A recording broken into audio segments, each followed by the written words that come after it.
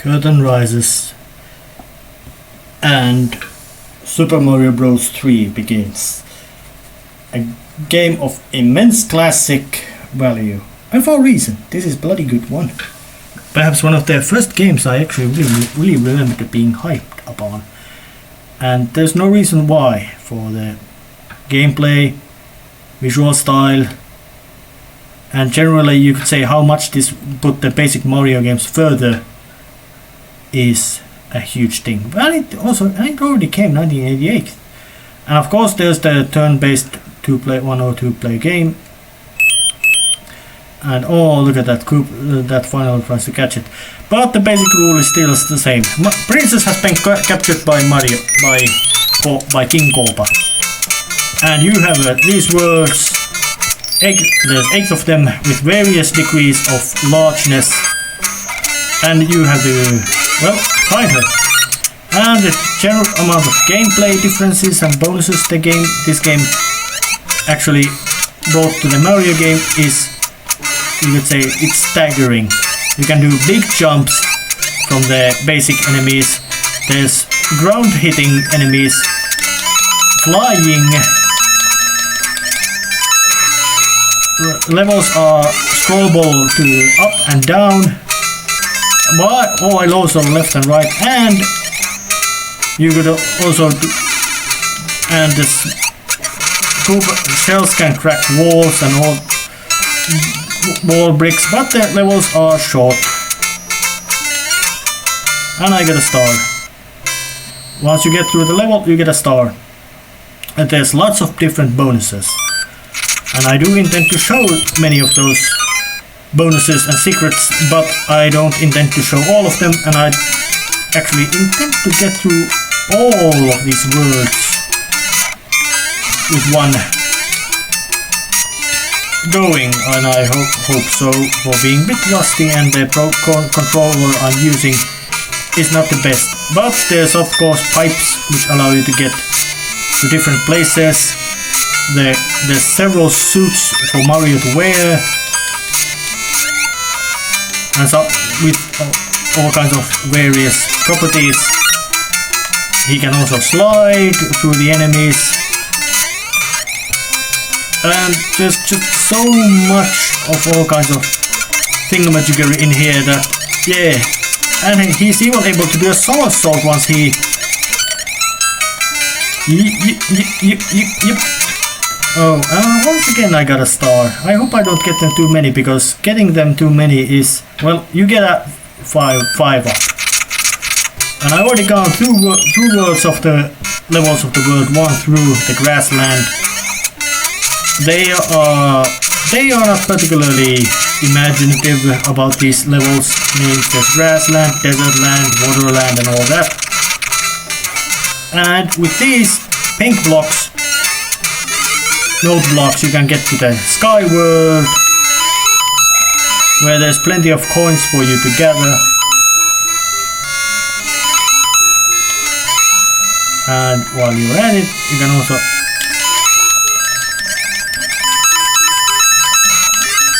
fly up high to gather more, a 1-up, which is always there. But in difference to previous Mario games, there's a bit of different catch in the sense that levels don't have any checkpoints. You get through them in one go or you don't. And some of the levels can actually be quite difficult. And yay, I found a warp whistle.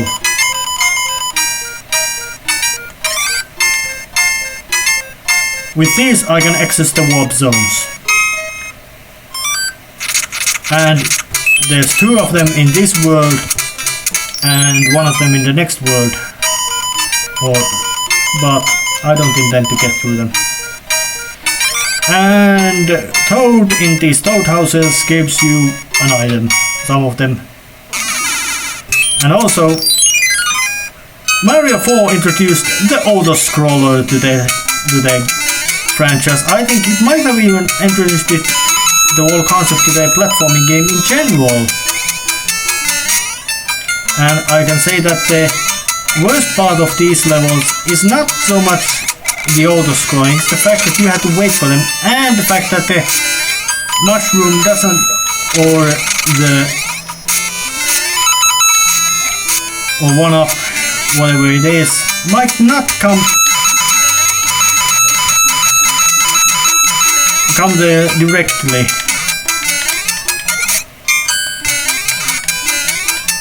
So there's that, but I managed to get another one. I don't know why I got it, because this game is saturated with one-ups. You're gonna get them so much of. And come on, damn it. I hope I got enough, because getting enough coins, I'd say all of them in this stage, gives you an access to the white mushroom house. 1, 2, 3, 4. Yes, avoided stars. Which would give 5 up, and be quite pointless. No, shit, I missed the white mushroom house. And this game gives you a chance to earn more one-ups, which I failed completely. Well, but it's still quite difficult for me to say anything about this game, which hasn't already been spoken by somebody already much more competent or famous doing this. I just do this because, hey, I wanted to. Boing! And there's dry bones, they don't die. And the second whistle of the game can be found by flying up and then walking to the right as much and going up to the door and open a box with another whistle. But I do intend to, instead of going through the basic levels, go through all the levels of the world, even though it might not be necessary.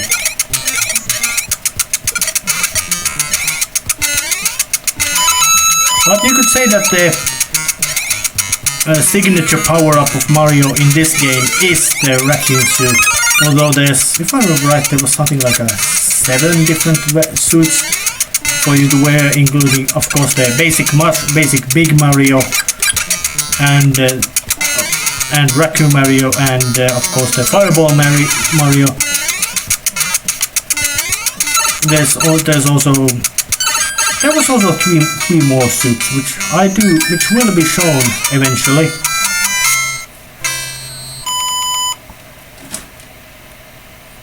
And of course on the maps there's also Hammer Brothers walking about as well. But generally you could say that the first World 1 is not everything but difficult. It's very, very quick and easy to understand about all the level elements of the game, which there is a lot of them, and how they are combined with. And they are combined with quite multiple ways. And of course, knowing that I am not using the actual controller of the NES makes maneuvers a bit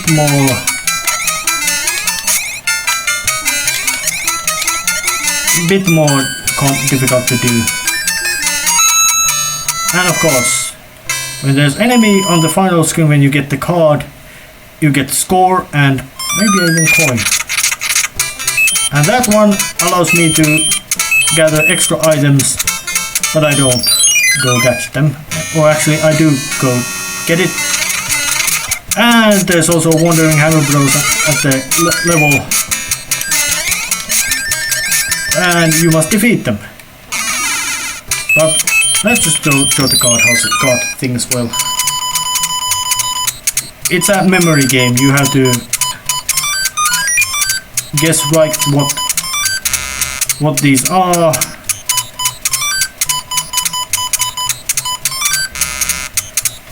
And once you flip too wrong, you fail. But time to go. Oh.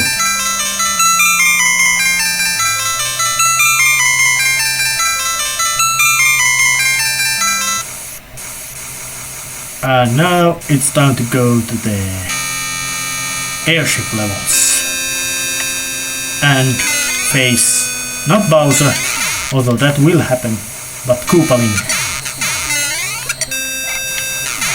And these are auto-scrolling levels with a shitload of bullet bills and general artillery pieces just being very eager to just shoot you to pieces. And there's also just one power-up usually available, and in addition to being auto-scrolling, it's also auto-scrolls up and down as well, so its maneuvering is not so easy.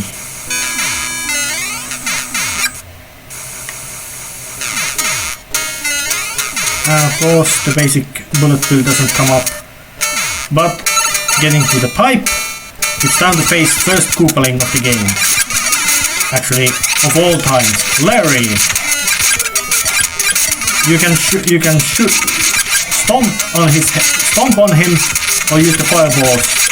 Stomping is the easier method. And now I got the fireball magic wand. Mario is happy.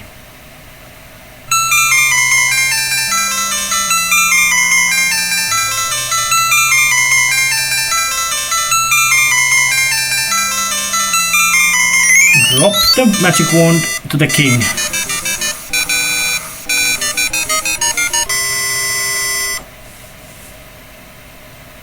Yeah, but yeah. So Princess sends me a letter.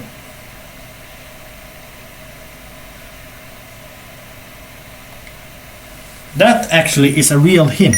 And now World 2, the desert world, with different music, larger world map, and new enemies as well. Mini Goombas, which lurk behind these boxes, but their boxes don't flash like the other boxes, so you can spot them out, but they are still quite deceptive looking in their boxes.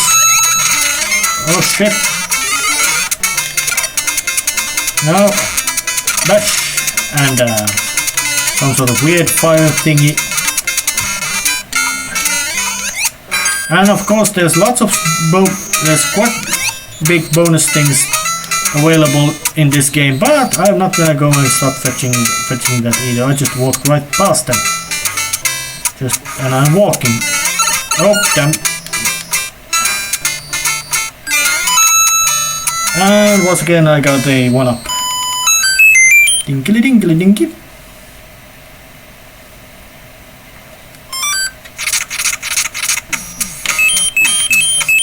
And of course you have to go through being a desert world. It has palm trees and well, it's got palm trees and all and pyramids, all the basic things needed from the very video game Desertland to be. And this stage also is one of those white mushroom house stages, but it's quite a fucking difficult task to actually get it in this level. And it doesn't even give you a good reward, so I'm not gonna even bother. But it's simple. Trip over water pit filled with cheap chips. Yes, there's now levels with platforming and swimming at the same time, which never had happened earlier in Mario games. So that's actually quite complex level designery. And if you press B, you can watch your inventory of all the nice thingamajiggery. So let's take the power star, or however you wanna call it, and get through the dry bones and first appearance of swamps and boos as well. Boos are, well, they are invulnerable to practically every attack you have in your disposal. There's 2 attacks in the game which can do damage, which can defeat them, and Power Star is one of them. And from there you can just run through.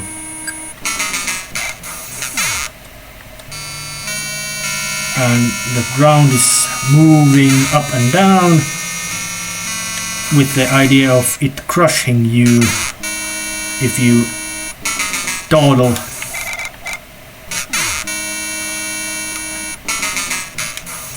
And of course the door also moves a bit like that.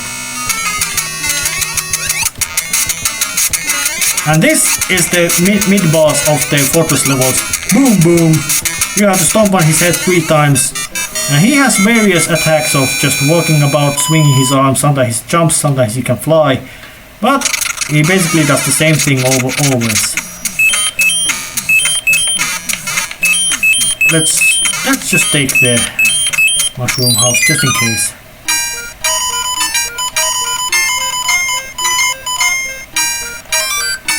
Mushroom houses, normal mushroom houses usually give you nothing really particular special, but there are places where you can get some which are defined to, I will say, hard-coded to have something really good in them. And Hammer Bros in this game are much less horrifyingly powerful monsters as they were in the original Super Mario Bros. They are here just a nuisance, not a murdering threat. But yeah, time to open this. Have some sort of flames. And despite the basic Tails wipe being more or less completely useless as it doesn't practically damage anything, it can destroy these flame enemies, to which you could say plausibly basic fireball attacks don't work on them, but otherwise they are invulnerable. But there's lots of stacks of bricks in here, with of course appropriate accompanying micro Goombas as well, mini Goombas as well, but it's all just a eye candy for you to just get the tortoise shell to just smash about to everything there is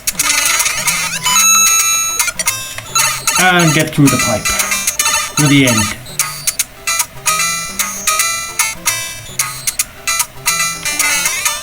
And of course, being a desert land, it also has pyramid backgrounds.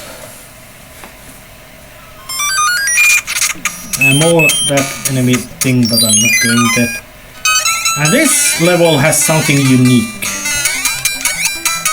Well, the fact that you can drown basic Koopa Troopas is the fact that the whole actual sun is now has become hostile towards you. Is it meant to be some sort of metaphor about sunshine being the worst threat in the desert biome, or is it just some kind of was it something that Mr. Shigeru Miyamoto was taking drugs, lots of them, but it spins around, then does a dive, looks very angry, but it kills over when I ring the bell. That's actually quite a unique enemy. I can't really remember, has it even appeared in the other Mario games? But another Hammer Bro showed up. And fell off. Hammer is actually a very handy item. Time to go to World 4, which I'll show after this one.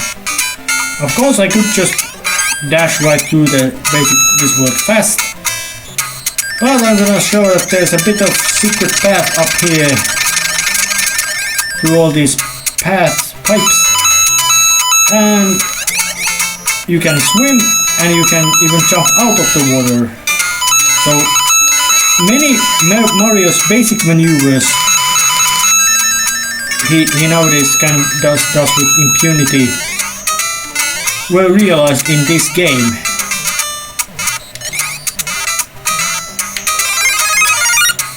And I got to getting nice bonuses.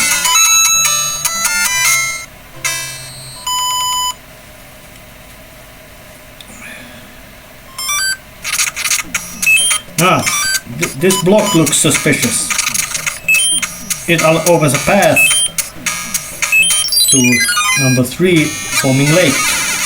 And these are Fireball brothers, and they all, if I remember, they appear in, was it twice in this game? Yeah, something like that. Very rare enemies. And here's a secret mushroom house. And of course, it being a secret mushroom house means it has a frog suit. Frog suit makes Mario supreme swimmer. It doesn't weird strange make you supreme jumper, but it makes you supreme swimmer. And now it's the underground pyramid level. I don't know why they added, why they just couldn't name it like regular level, but for some reason they just decided to instead of giving a number, let's make it a pyramid. Same applies to the desert level, desert patch level. It's a real level, nothing strange in that, but it's actually nothing but it's just a weird level outside of basic level hierarchy. But the peoples are still immune to basic fireballs, and they've learned how to walk in the ceiling. And this level would teach you with certainty that you can smash through all the walls. Instead of looking like a boomerang, it looks like the boomerang bro is throwing he's throwing a sock. But now I forgot to go to the level 5, which I will show, of course. And it's got some other very famous and renowned face in Mario series appearing. The chain charm. They are monsters, or let's say things, wrapped into chain, very invulnerable, meaning that there's only 2 methods you can actually damage them. And as they are very invulnerable, they are also very dangerous. But of course you can Mario has an absolute, basic mini-sized Mario has an absolutely huge head. Now look at how wide it is. It's wider than his shoulders. Is he some sort of weird-ass Pokemon? Not to say what, but, well, he's got huge head.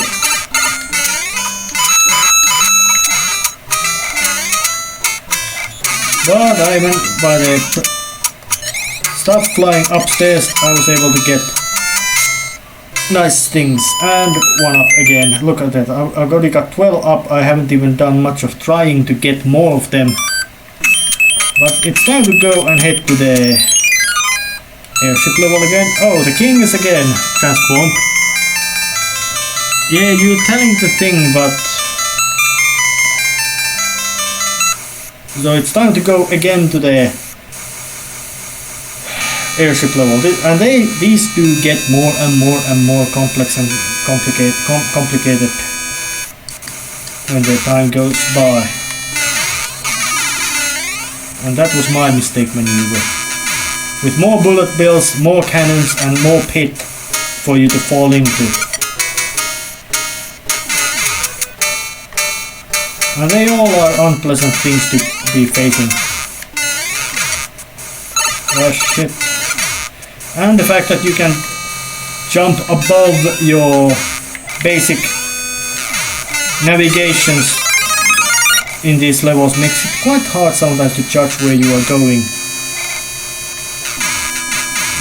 Which is quite annoying part of these auto-scrolling stages, is that they force you to play on the game's pace, not on your own pace. And there's a new foe here called was it Monty Mole or something like that? But they are these weird ass things in holes. They lurk about, and if you don't smack them fast enough, they throw stuff at you. And here's another Koopaling, Morton. Morton Kombat Jr. Who's the senior? I don't know. And I know that these Koopalings, or Koopa Kids as they were called then, are named after prominent musicians and all that, but I really can't remember who they all were, especially about Larry and Morton. Some of them I do know very well, or am very aware of, but not all of them.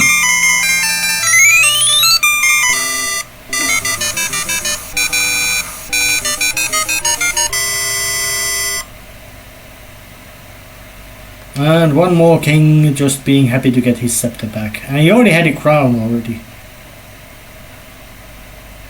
Goomba's shoe. That cloud is actually a very handy item. And this is the water world. Which means lots of swimming stages. But Mario can't drown.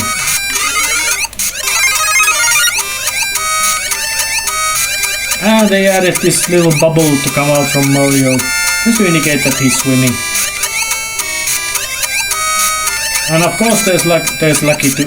Actually no, these are not Lucky 2. I can't remember what they was named. And you can walk over most of the level. Yep. Which is, in a sense, nice that they added this kind of little details. What was it? Bloopers or what? I can't really remember what was these things' names. But one of them had even an offspring with it, and it died. Bloopers, yeah. I remember quite many of Mario enemy names, but not all of them. But of course, practically every enemy which has appeared from the original Mario 3 Mario Bros. Is already quite iconic. Not all of them, but most of them are very iconic. And for a reason.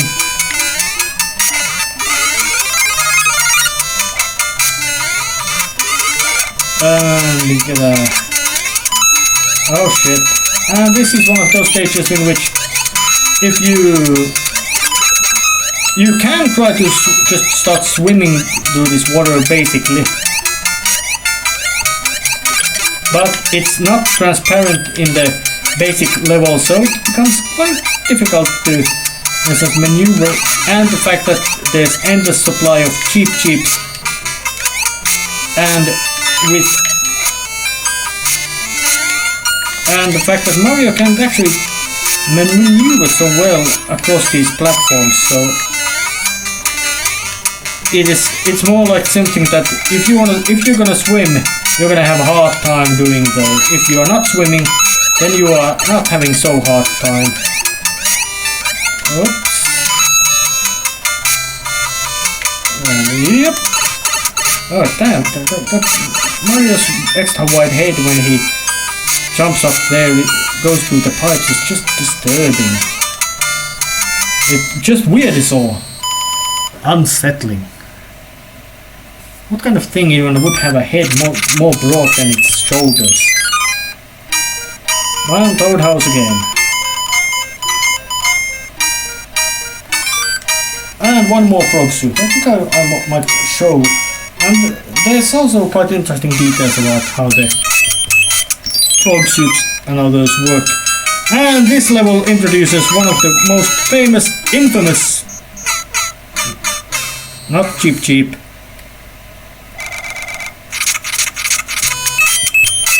but I do have so many lives that I can actually show him. That big fish jumping about is called Boss Bass, and it has the most lethal attack in all Mario games. Even if you would have Superstar, when it eats you, you die. Period. So yeah, you don't wanna be anywhere near him. And of course, you can wipe him out with Fireball or Tail Swipe or by being eaten.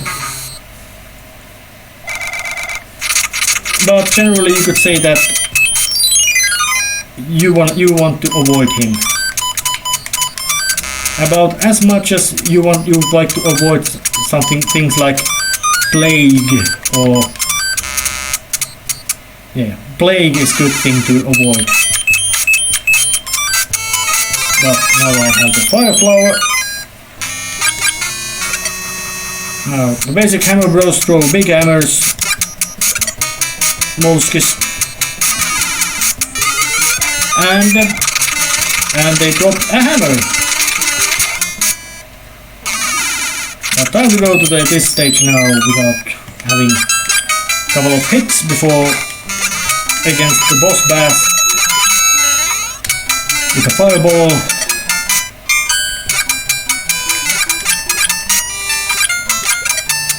Yeah, and as you could see, boss bass can be defeated. Nothing to say about that, but the fact that he always comes back makes him a real cockroach.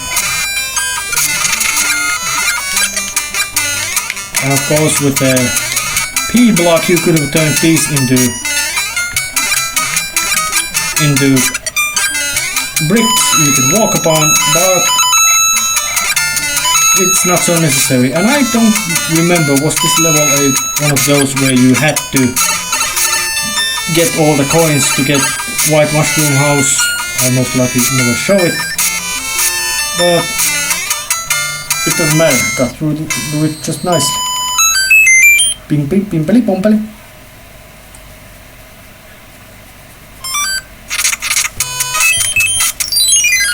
And of course fortress level, which have, and those spinning discs which are invulnerable to practically to everything except one attack. They're called rotor discs. Of course they're called rotor discs because they are discs and they rotate. It was third door after. Yes, in this dungeon fortress there's a puzzle. You have to get to a certain door before so you can actually get further. And boom boom will die with 5 fireballs, which is very little durability. So he goes down just easily. And level 4, which is some kind of weird grass stage. And of course, in addition to the regular piranha plants, this game also introduced the fireball spewing piranha plants as well, which are as unpleasant as you might think them to be. And of course flying Goombas as well. And jumping Goombas.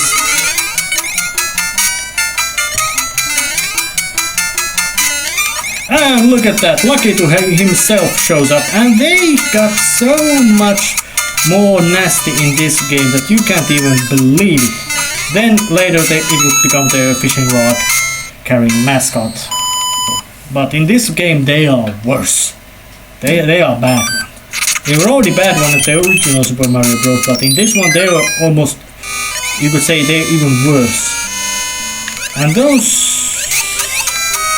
blobby flashy things, I can't remember what was their name. It was something like a Gelectro or something like that. A silly pun. Or something like regarding its being electric. More or less a electric jellyfish.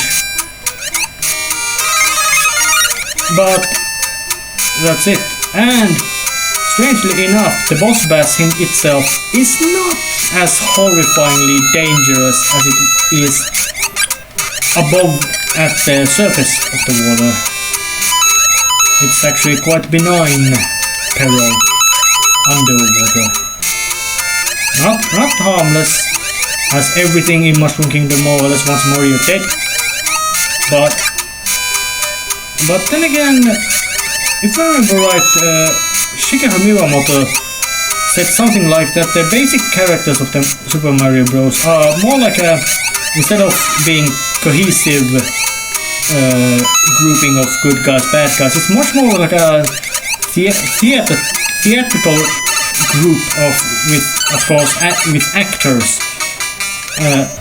actors and workforce and all that, and these games are more like the performances instead of actual serious stories, which might harken back to the more like the old-fashioned cartoons where character like Bugs Bunny could appear in several different kinds of settings,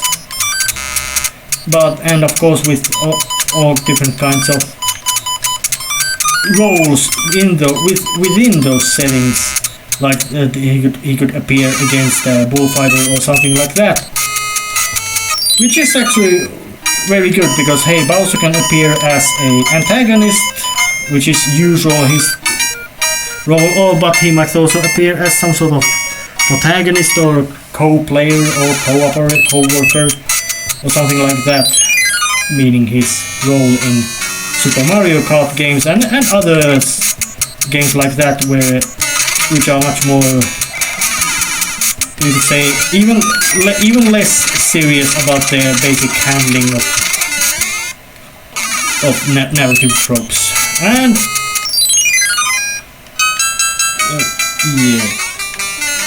and one more autoscorer. So of course with that theory of Bowser being a member of Death theatrical group like Mario and other Mario's got the role of a hero in the performances, you could say, and of course they do have their solo programs as well, like Luigi's Mansion, which does not have Bowser in it, but it does have Mario in it, and usually and Toads as well. So you could say that the basic Super Mario Bros. Games are more like a theatrical shows or performances, and other games are more like something like a supporting shows, or however you want to call it, which is in a sense very fun thing, and also gives an excuse why same character can play different kind of role in other game. Hell, Mario himself is a man who practices medicine as well, but I don't think he's got actual medical license to perform surgeries or actually a virologist. But then again, Mario only does something like pops, gives injured ill people pills with hope that maybe when they eat lots of pills they get rid of their whatever ailment. And that's actually quite rare kind of green flying Koopa Trooper, as normally they just hop, but they've actually gotten a bit more lenient about how they do it, at their special abilities. Of course, originally the basic Koopa Troopers had only 2 different special variations: green ones which just walked about straight, and then the red ones which turned around when they walked through the edge, and of course then came the blue and yellow ones as well, and of course the flashy ones as well, and they had to do with how Yoshi would react.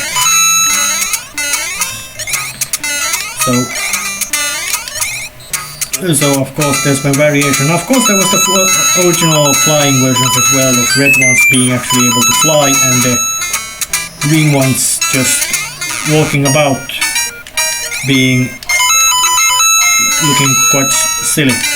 And I really can't know what's name of those things which throw those buzzsaw like blades, or however you wanna call it. They have a bit more offensive ability than the regular Mario enemy, but their durability is as low as it usually is.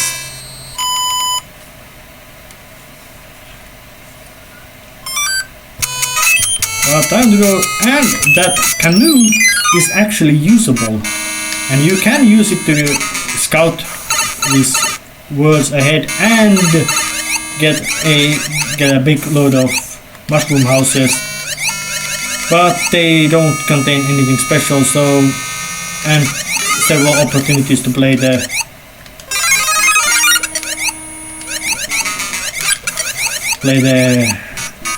card game, but that's it. But this fortress is underwater. Well, how it is underwater, I don't know. And these guys are new. They got the floor boost, and they are dangerous because they don't care about are they looking at you or not. They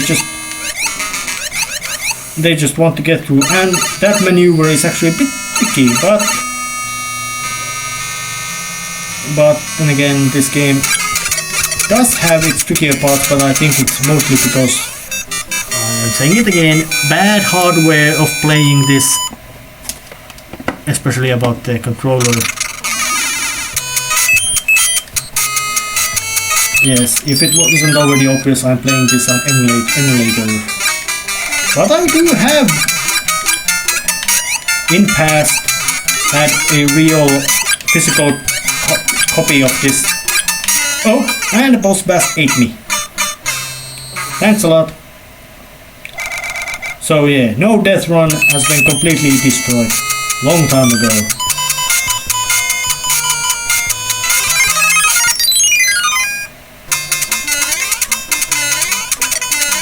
And look at that. Oh,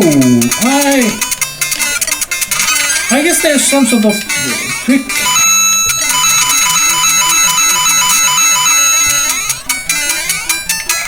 I guess there's some sort of trick about getting the boss bass that if you are, that it's eat you alive hitbox is not the same as hitbox as in you being able to hurt him hitbox.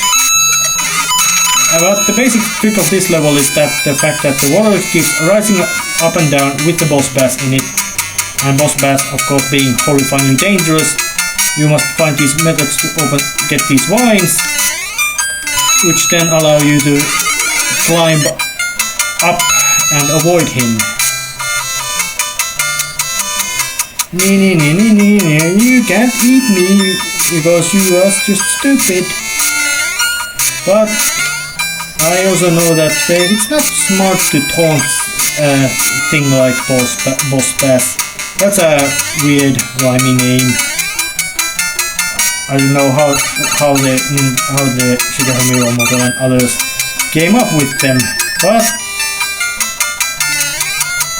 it's quite. Damn it! I hope there's no need to no next one, because it's not that I one-ups.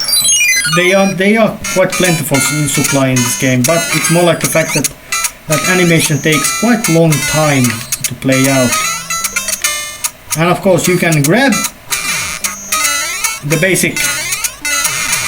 Oh, and bob-ombs also showed up in this game. So that's actually quite rare. And of course you can jump on them, stun them, but they do explode. And for some reason they got that...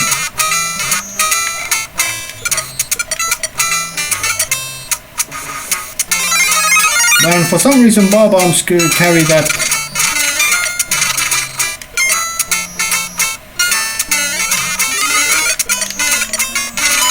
Yeah, and for some reason bob-ombs have that screw on their back, screw on their back to indicate that they are not alive. Well, of course not. They would not be alive. Of course, if creature is able to explode itself without causing harm, without excessive harm to itself, like dying, then it would be quite weird thing about evolution. Yeah, I avoided the dreaded 5 up nonsense of time waste. Yeah, it's quite dramatic and makes you pleased when you see it first time, but when you get it, manage to get quite routine with them, then it becomes yeah, and this game remains the same as it has been. And of course you can go to the pipes to go through levels. With one... Oh, and the king has been transformed again to some sort of weird ass water thing, some sort of thing, I don't know what.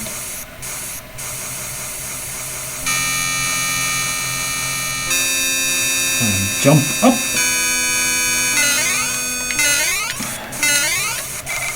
Yep. I don't remember what was those guys' names.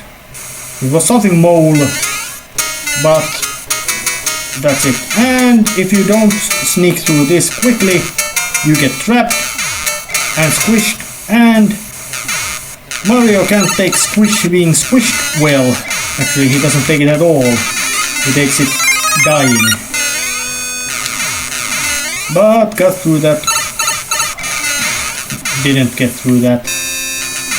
I might die in this place as well, but... And those... Oh yes, now there's also the fire spewing cannons. They're gonna become quite prominent, but not completely prominent.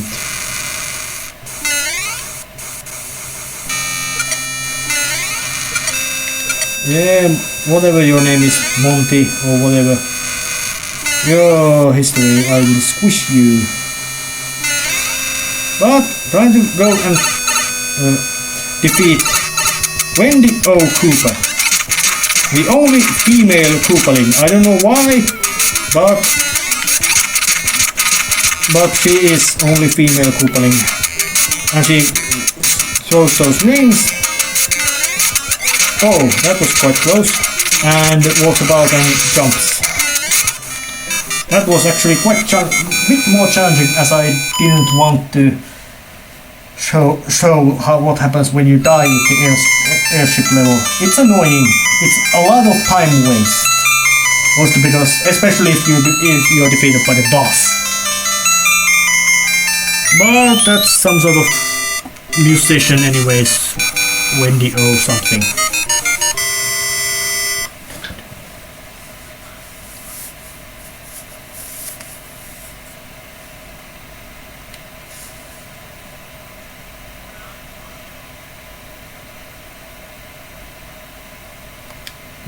You know, Peach, that was actually, or let's say, Princess Toadstool, but sneeze. But in this level, if you have a hammer, you can smash that. A red mushroom house, which of course means it's something big and important. It contains a tanuki suit, which is one of, you could say, one of the super suits of this. And this one is called the Giant World. And why it is that? Well, it should be quite obvious. Everything is big. The question blocks are big. The ground is big. I would say not the background, ground is not big. Actually, yes, ground is big. Enemies are big. There's even big blocks you cannot break by swiping. You have to use tortoise shells. I don't know. I can't really check. Did they have to be big tortoise shells?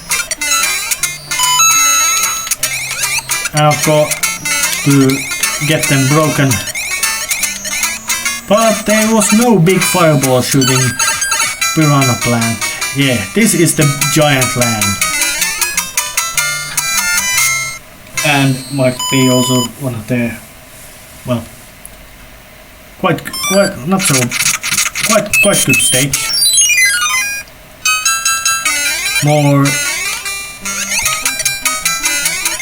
jeeps are not so dangerous, but they can be annoying.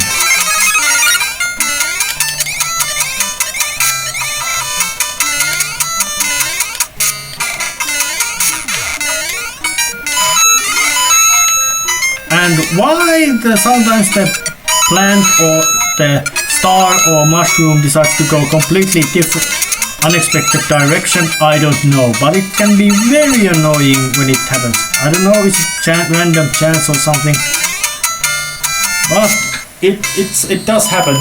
But there's one way I know that you can manipulate it to come to one direction. I have no need to go to the Mushroom House of Youth yet. And say hello to the Sledge Bros. Those guys are able to stomp the ground, so you get stunned. And during that stun, they usually make it so that their hammer is about to will hit you, and that causes pain, or at least that they just get ready to stomp you again, making it a perpetual loop of annoyance. And look at that, the spiky things have also become able to spinies. That was the name. Spinies have learned to walk on walls, but can't use the star power to just walk. And I think I will use at least one of those clouds later, but not now. Fire flowers are quite handy in this. Yeah, that showed how they stun you. But they are just as weak to basic attacks as everything else is.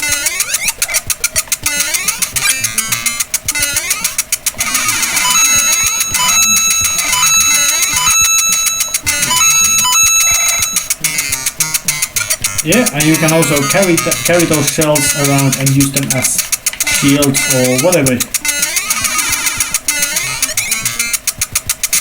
Oh, I don't intend to do it. And despite spikes being downwards when it rolls on the ground, it is still just as dangerous to jump to you as it were, even when if it's not spinning around. I guess it's some sort of programming quirk or something. Oh, I couldn't smash it to pieces. Those blocks actually shove you if you get too close to them. They don't do damage, but they shove you, which can be annoying.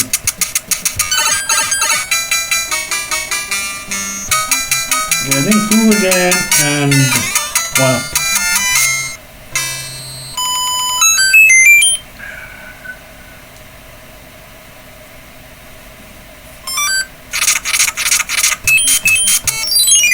And what more? Fortress stage with walking fires and sideways swinging thwomps. That means they are quite unpleasant. The fortress stages usually are some sort of puzzle, and that you have to figure out what's the trick to do this stage. But usually that puzzle isn't anything too complex or difficult.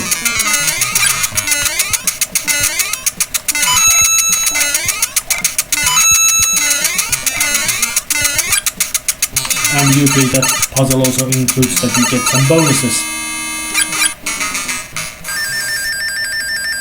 And Mario can run fast enough to outpace his own fireball attack. Meaning that, hey, he bang shoots at you, then he catches you to say, hey buddy, I just shot you. Hey, how in hell you did that? You're still here, like this, and then splat, the bullet hits the guy. And a giant land with Lucky 2 and Spinies. Not a nice combination, and to get down there you need the frog suit, but it generally doesn't give you anything interesting or extra. Just a place to go. But yeah, even the sea level or the water stage of the giant land is big, although having Lucky 2 in it isn't especially big.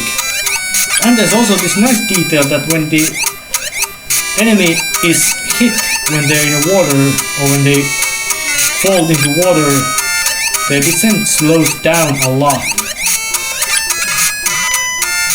And it's actually quite plentiful, but the general trajectory remains the same, but the speed is reduced.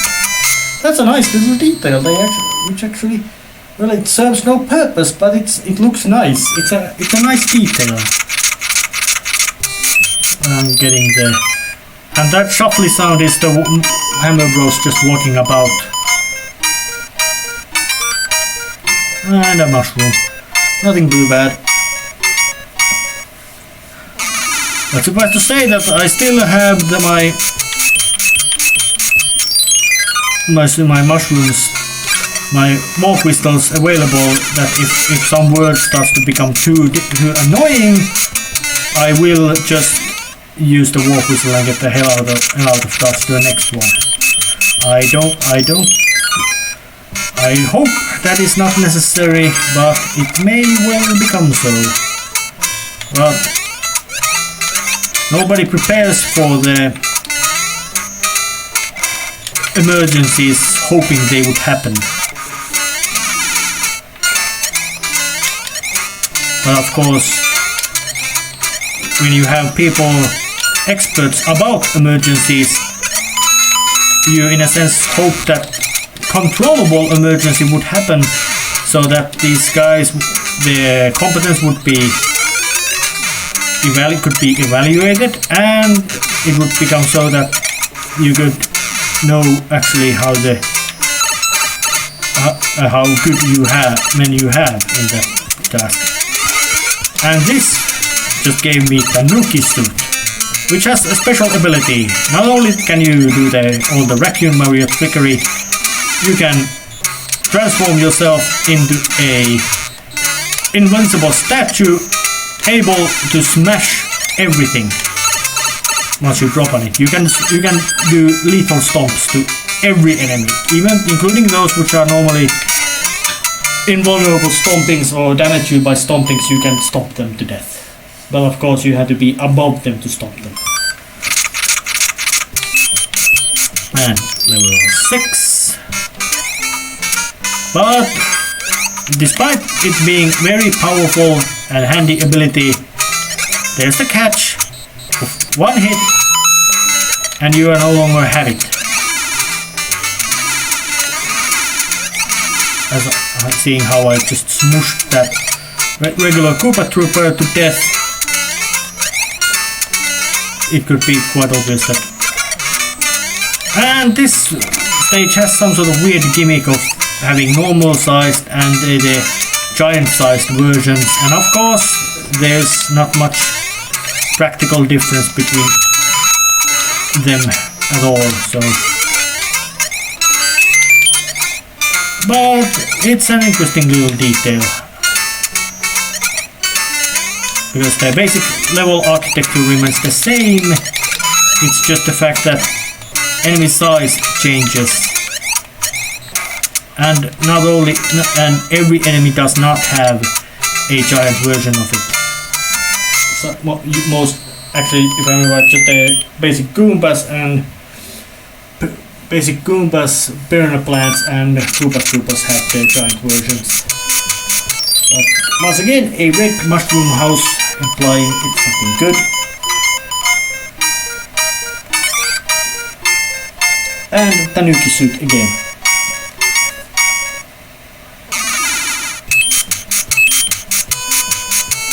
And once more to go and defeat the. Oh damn.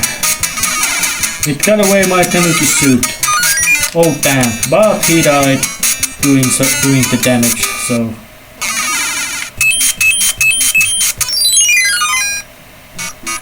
Once more fortress stage.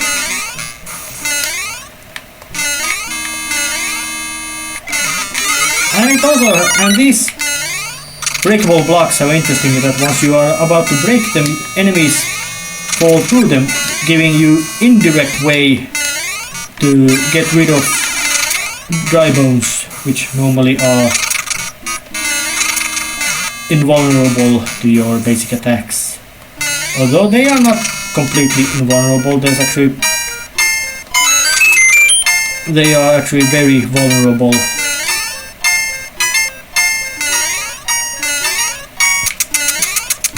And these travels are actually quite common in much later world. I don't know what kind of logic they had when they decided all these stages, how they would go.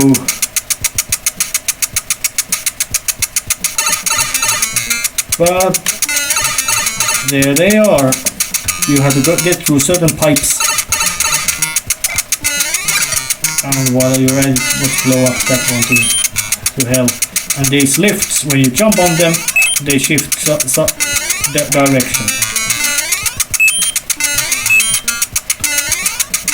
Getting up again.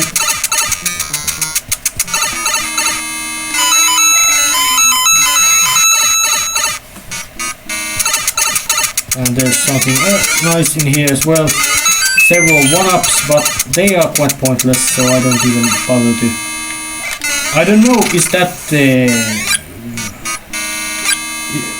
route the makers intended you to take, or just that bonus route I've always taken? I couldn't catch it from the upstairs.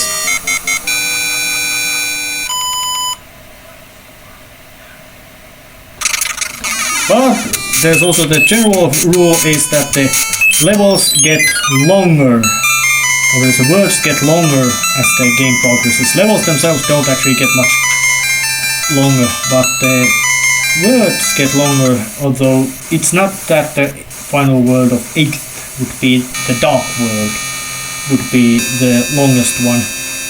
Actually, I remember it's actually the world 6 is the longest one. And damn, this goes slow.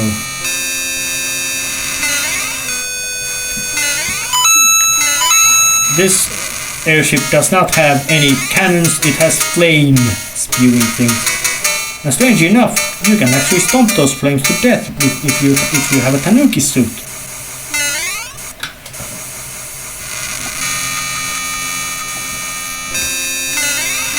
And these rotating discs, you can jump on them to spin them. But of course, if you stand on them too long, you fall off. So it's gonna be a lot of bouncing to make use of them, and the last airship is practically nothing but those screw things. And fireballs wreck Monty Moles, or however you wanna call them.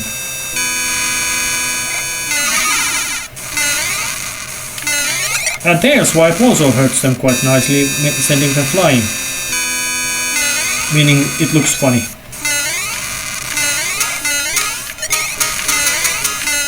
Boing.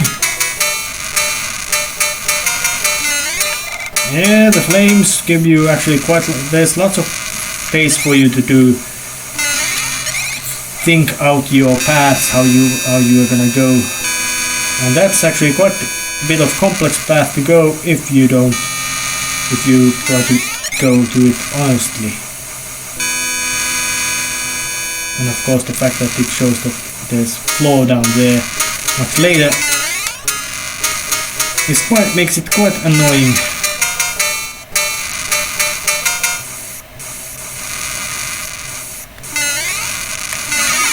Shit. That feels like quite impossible to get through without losing your power up. But luckily this Koopaling Iggy is not 80%. It's much more of a refight of the first one, except with different backgrounds, and he was named after Iggy Pop, the grandfather of punk music. And that's actually a good title referring to Iggy Pop, grandfather of punk. And he's still fucking active, about 70 years old. And cool, because he's that active. Because he's still active, so which means he's automatically cool. A musician can do an active career for about 50 years, especially if it's a genre which of that kind of easily burns out people. They deserve good points.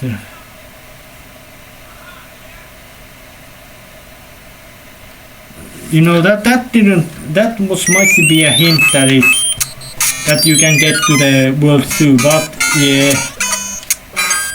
This is world 5, the Sky World, which actually has a bit of a unique gimmick, as in that little piece I already went through didn't show much of anything. And I really can't remember what these were named, except that they are quite annoying. And also this too. So this world is one of those that you can say that now the game takes off the kitty gloves about the difficulty. It's gonna turn out worse. But this world 1, of course, of 5.1 wasn't particularly bad yet. It's gonna get worse. And the music is still quite good, although they did use quite lots of classic Mario music. Shit. And in this stage, if you do that maneuver I just did, you can skip a lot of it. Which is actually in a sense shit, bad. Because I fucked up.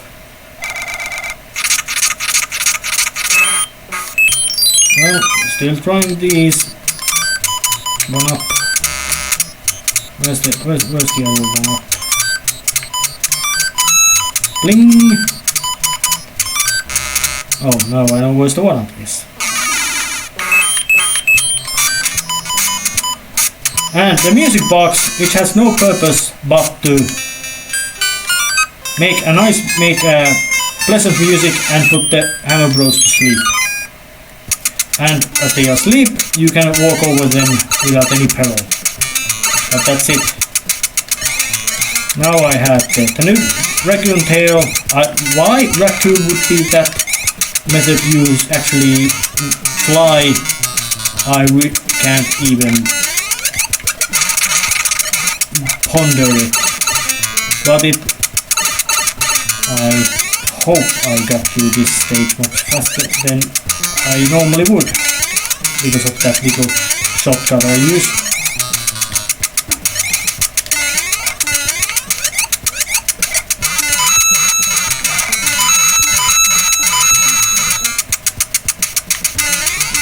Interestingly, these pipe sprites seem to have that kind of coloration that they are not actually that shaped. Basically, they are much more different form.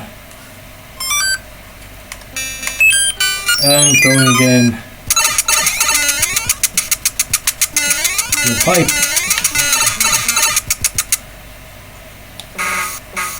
And against my policy of showing every level, I am not going to show every level because there's no point in showing the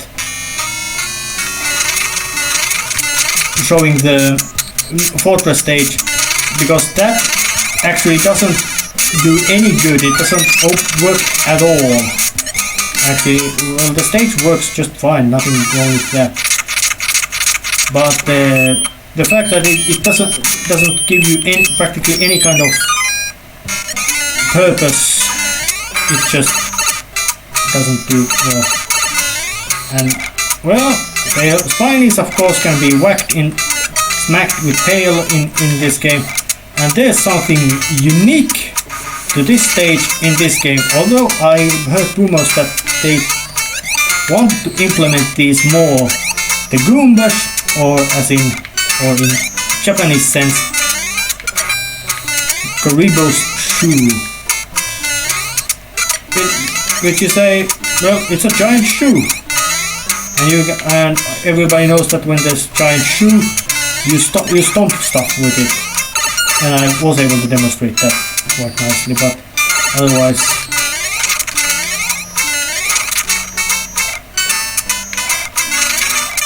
And you have to stomp it from the below to be able to steal the giant shoe to yourself. Boing. But I think that giant shoe should have some sort of boing sound, so it would be more satisfactory. And I can't really remember, has it even appeared again in Mario games? Spinies have, piranha plants have, practically everything in this game as much as I can tell, has reappeared. But Goomba Shoe has not. And I got a 1-up. Keeping lives is not so much problem in this game, it's much more problem of having all the necessary items for that. Let's go whack this one. And interestingly, if you don't stomp on the Hammer Bros, they just give you 100 points instead of 1000 when you smack them. Interesting little detail. And with this is a unique level to this game, the staircase stage. And to where might staircase lead in a world called Sky World? Well, you don't need to be a genius to guess where it leads. Thwomps. Well, they are thwomps. They always smack themselves. Damn. They smack themselves to the ground. They wanna squish you. They're not particularly friendly. That's why they're thwomps.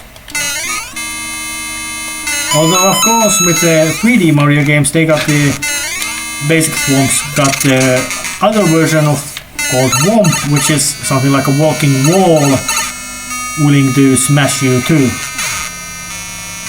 While the thwomp is more like a walking piece of ceiling wanting to smash you, or walking piece of wall wanting to smash you. But as the Womp is more like a... I would say thwomps are stationary pieces of wall or ceiling which want to smash you, while the Womp is more like mobile piece. And with this pipe I am up in the sky. There's even stars in here. And these levels are... You can say one thing can be said about these stages, which is that they are quite merciless in their difficulty. You have to do lots of quick platforming. There's a waterfall leading to nowhere. These teeter-totter boards, which also lead you nowhere. So I was able to just barely jump, almost panicking right through it, and Lucky too as well, and with his tiny buddies, and he's bombarding you like there's no tomorrow. So yeah, these levels are gonna get tough. They will be quite nasty platforming. Oh yeah, more. Now these little mushroom block thingies which actually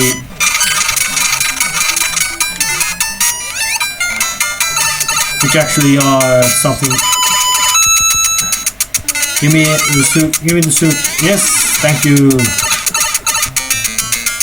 It's like the game would recognize that these are quite not so nice levels, so you're gonna need your special power suit. And of course the level is quite fastly done. If you run fast speed to their block, you always get a star piece, which is very handy. And of course, getting something nice from here.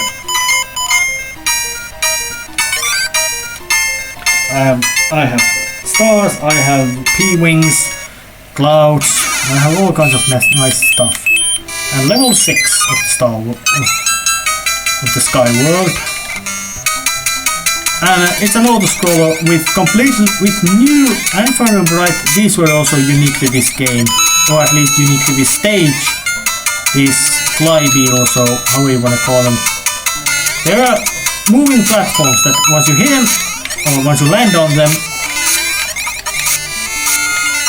they of course take a big dip, little dip down, and then they start to go up.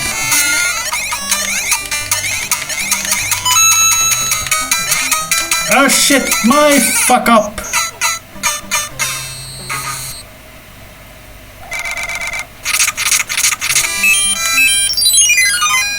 But yeah, in the Sky World the problem is not usually in the enemies, it's more like in the fact that You're so bloody high that you're gonna get crashed, you're gonna fall down. And in these stages, it is possible to die by time running out, but that would take deliberate effort to do so, which I don't recommend. But time to show how the P-wing works. It's quite broken, allowing you to fly indefinitely, as long as you don't get hit by any peril. And I ducked so I can fly crouched, so the annoying tail flap sound wouldn't work here, because the basic jingle of the P meter, or however you wanna call it, speedometer, flight meter, power meter, I think power meter is something like that, is bad enough, so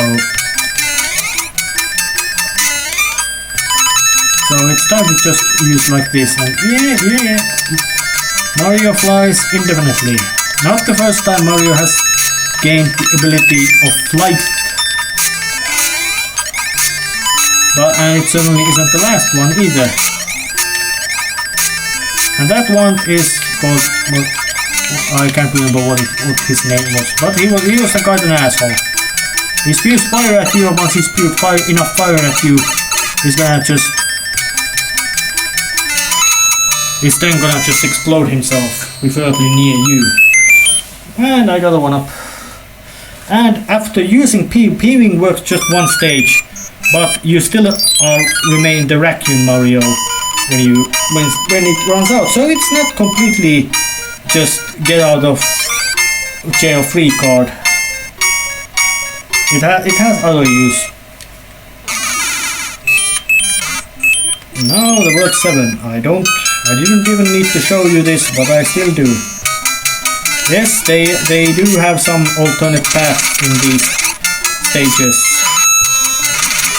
Mostly created with this kind of... But how or why they made it so, I really can't say exactly.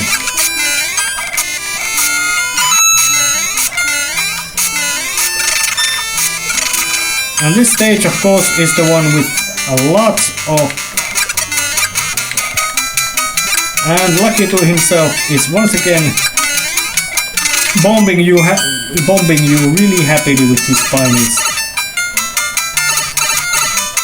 Of course, him being a weird thing riding a cloud means that yes, he can bombard you very efficiently. And if you have 5 enemies at the stage when you jump into it, you get a 1-up. Which is nice, nifty little bonus. And the most hardest looking place in the entire game. There's platforms. There's lava. There's red coloration of the background. There's about as many potapoos as you can think there to exist, and few more while you're at it.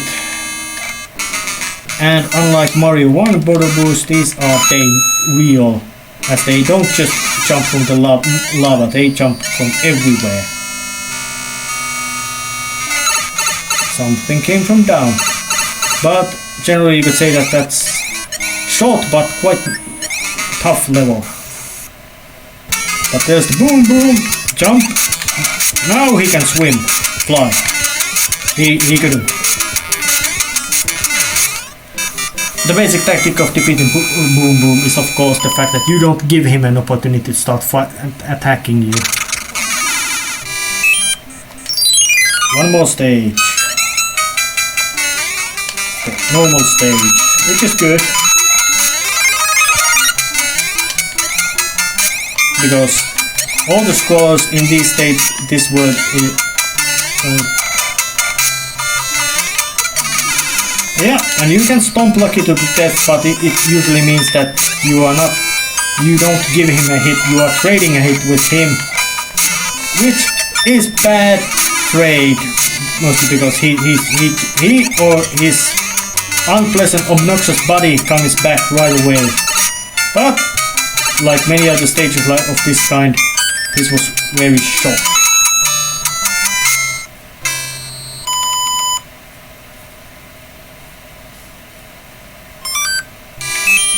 And I remember, oh yes, this is the worst. Real nasty stage. Auto-scrolling.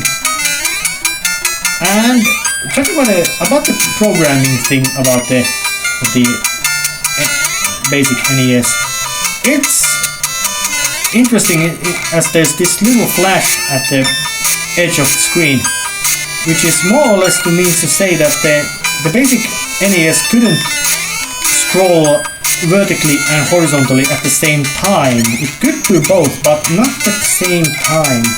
So I think the programmers of Nintendo did some sort of, it scrolls very fast other direction and very fast the other direction to create this illusion of omnidirectional scrolling. But of course it led to that little flicker at the edge of the screen. But still, knowing that this was at the more like end era of the basic NES, at least to me. The Super Nintendo came out at 1990, if I remember that correctly. They were really quite aware about how they could do all kinds of trickery with the hardware. And of course, Skyward King has now become a bird. He's not Birdman of Alcatraz.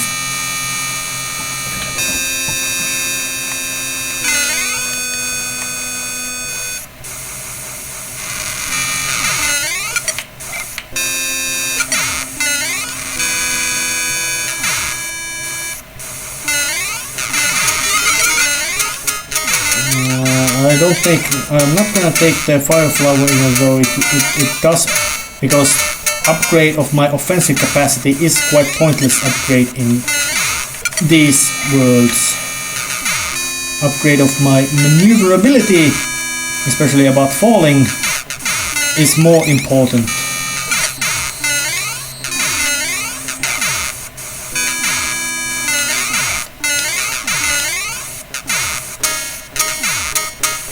Yeah, plenty of cannonballs. Not Cannonball MC, that's a motorcycle gun.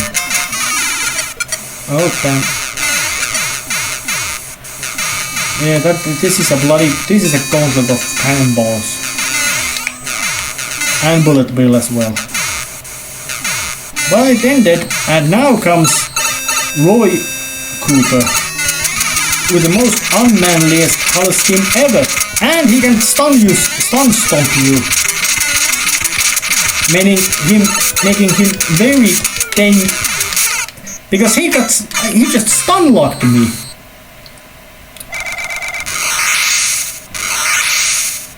That's it. I'm not gonna get back. I will not gonna fight him again, because I have to go through the bloody gauntlet again. I will show the warp zone.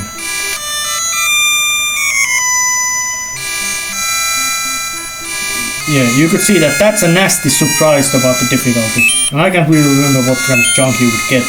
But I'm warping straight to the level world 6, and warp zone is actually world of its own, world 9. So technically there's 9 worlds, but going to the world 6, the ice world. And this is cold, and this is big, and it brings the ice physics to the equation. And that was a bad move on my part. But generally you could say that the ice world feels much less cheap in comparison, oh damn it, to the sky world, especially about the boss. Because that was just annoying to notice that, hey, boss just can stun lock you and kill you and stun lock you. I really think about the basic video game designing is that they really shouldn't make that kind of cases about the player, or even less for the AI to just lock you out of gameplay and keep wailing at you until you fall over. Because that would just make it so that you can't. There isn't any way for you to solve the problem. That you just take a hit and it's already over, even though it wouldn't be over numerically or anything, or whatever. That statistically you could say that it is not over, but in practice you can say that that's it, it's over, you can't win anymore from the first moment of, let's say, well, using a boxing as comparison is quite bad, because sometimes boxing matches have ended from the first punch which has landed or first punch thrown, but in this case it would be much more annoying that the boxing match would then continue all the, I think nowadays it's 10 rounds, would continue all the 10 rounds, even though it would have been decided already by the first strike or punch thrown at the match that hey, you know what, the match is already over, just go home because it's already decided. The first hit, first strike decided the whole match, how it went. Even though there would still be many match left, lots of match left to go through. And that kind of thing which Roy did pull on me is I say it's bad. It's not. You could say it's quite strong.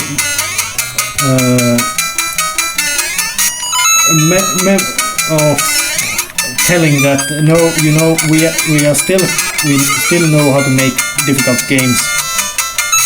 Reminder, but you could still say that not necessarily the most fairest, and not everybody would appreciate that thing that you do one move or something, not necessarily even one mistake, and then it's all completely over. It just takes a much longer time for it actually happens, but it's just ended.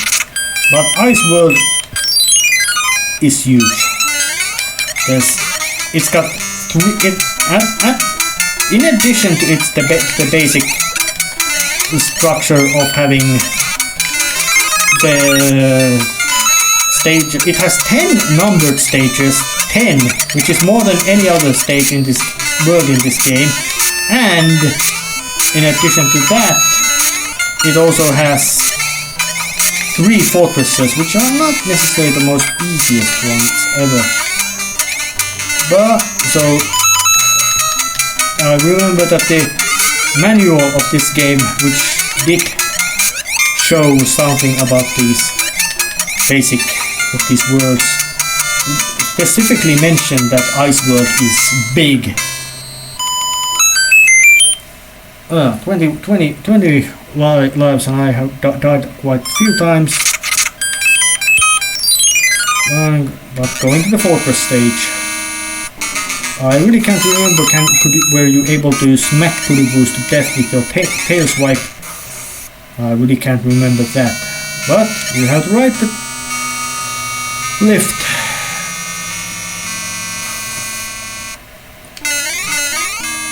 And those candle fires also like to walk on you, or like to walk when you turn your back on them.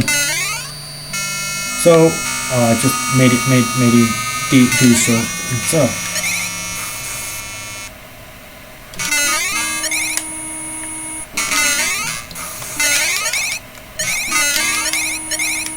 Got basic maneuvering, just some little bit of basic maneuvers to get through this stage.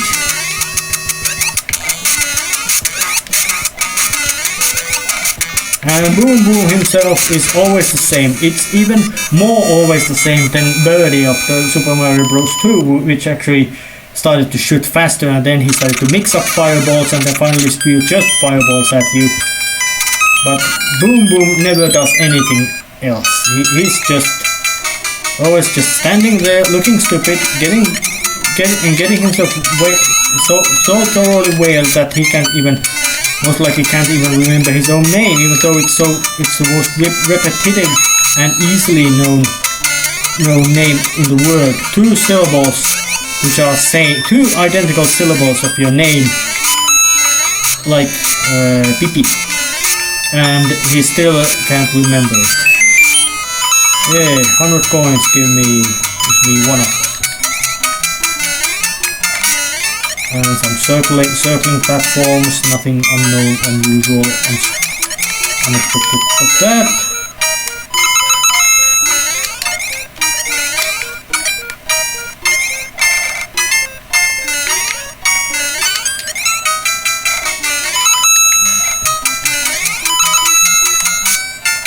And these things are just nice little shovel boards to make use. I wonder, do I get a white mushroom house in this stage, just so I might show it how it works. No, it didn't. But there's this level, or this stage, guards entrance to another. And this is much less of an actual, you could say, action level, and much more of a puzzle level, in that you actually must figure out what to do. Actually, it's not difficult at all. The basic tools and structures are given to you right from the start. But it's a bit of a lot more complex thing than you would expect from the NES era Mario game to be, in that you must fly up there with that Koopa shell, and then you must throw them out to those little critters to get them cleared the path, so you can then get forward. It's a simple puzzle, but it can throw you off, even though all the elements of the problem are easily available.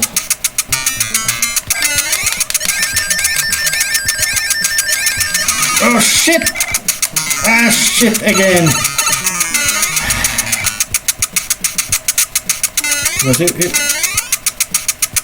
If I die in this stage, I'm just gonna go and...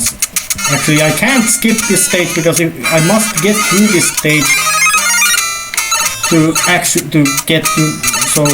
I could skip this stage using the flower, using the cloud, and get to the mushroom house, but then I would also have to skip this stage again to get out from the mushroom house, which is quite sneaky maneuver from boys of Nintendo.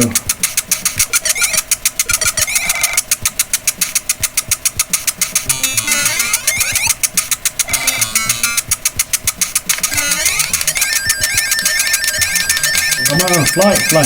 Yes, got it. Bit of puzzle, but it might take a while to figure it out, even though the solution is right there, visible. You just have to execute it. Of course, you have to first figure it out, and then you have to execute it. But it comes so late in the game that you can actually expect that kind of little trickery of performances. But reward for such level clearing is Hammer Suit, the most powerful form of attack Mario has. But it has the catch of not being as maneuverable than your basic Raccoon Mario is, or Tanuki Mario is, and with that also, and the fact that the hammers themselves do not have that good of a, let's say, they are not as well aimed, although when they do hit, they do a horrifying amount of, they are horrifyingly effective attacks. I mean, something like Fireball does I don't know how they calculated it, but fireball does. You have to shoot a lot of very many fireballs. For example, the crippling to get him to keel over. Hammers 1, and that's usually quite more than enough, plenty enough to get.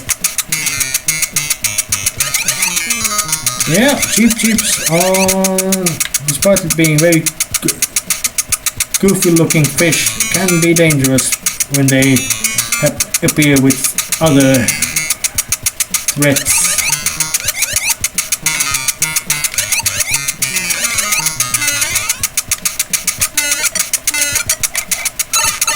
Damn it. And of course the fact that Chief G appears from fucking nowhere.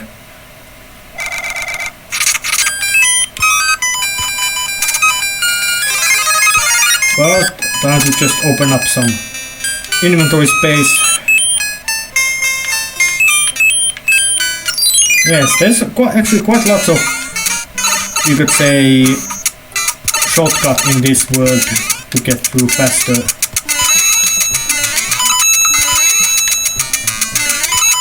Oh yeah, and cheap chips in those pools are actually very dangerous because when they spawn, when you are swimming in there and they spawn right on top of you, that's it, that's a hit. Which actually was the thing which killed me.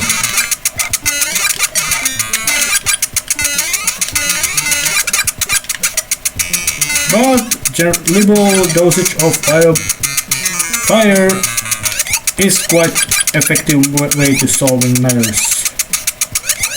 And still, how in hell can Mario shoot fireballs underwater? But presence of water does not mean there can't be fire if you would use some science with it, like. But then again, fluorine and water mixed, I think it most likely would make a big blast of roaring flames of hydrogen fluoride and oxygen being released as well, and meaning that the fluorine would burn water, releasing oxygen. That's quite unpleasant thing, because the fluorine is extremely vigorous reagent in, well, everything. If I remember right, some big old-fashioned chemistry book about practically every part of it that science has very short list about what explodes or goes to roaring fire with fluorine, and the list is simple: everything. So yeah, everything with fluorine, you have a big fire. So you have either fire or explosion in your hands, and neither of them is particularly pleasant thing to have in your hands.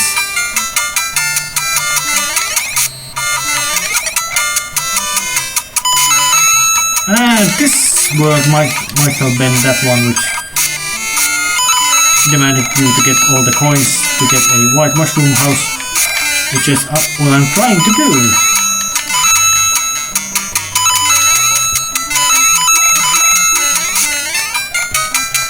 Of course, these little dropping blocks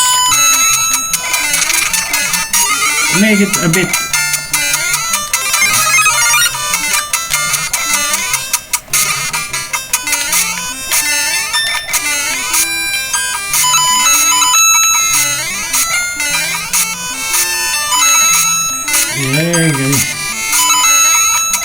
boing, boing. And of course, making that one out. For some reason, that thing, despite it being a fire spewing thing, is not immune to fire attacks itself. Mostly because it's explosive, so of course it has to be able to be blown up. Yes, if you don't have fire flower, you cannot get these. And I'm quite certain that you must get these to be able to, for possible white mushroom house, which would be quite handy to show.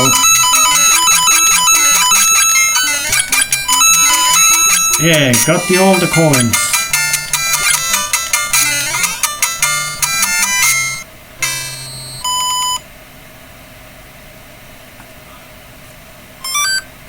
No, there's no white mushroom house.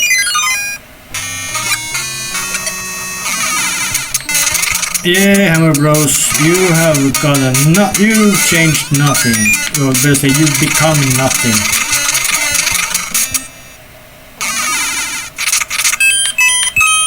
And of course, well, it must be already quite obvious that every stage you clear with Mario, you get an M, and if you are Luigi playing two-player game, you get L.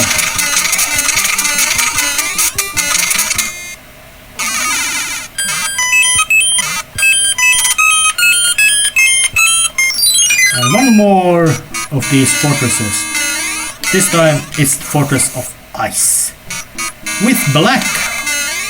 Question mark block. Why it is black? I don't know the exact reason why. And sideways swamps. And they don't make the regular smashing sound when they go, but they do still on the basic maneuvers. And that little maneuver through there, it would be quite difficult to do without these ice blocks, but they actually play for your advantage in this case. So yeah, not the, as you could say, which might be, well, it's a good idea anyways, that every narrative tool, also known as trope, every narrative method known as trope is a tool you can use. You can make use of unpleasant elements like those ice blocks, or they say slippery ice physics, and make good game with them, because those tools themselves are neutral. Tools have no will or aim for its own. You can make a big special effects superhero spectacle, and it can be a good movie if you can use the tropes of that genre efficiently. That's why there's also good. It has to be said, there's also bad porn, even though you might say that to make that you don't need any kind of narrative coherence or brain power. That is kind of true, but not completely true. As in, it's an action genre. Those who watch it want to see the action. They don't want to see things leading up to it. But you can tell with action a story.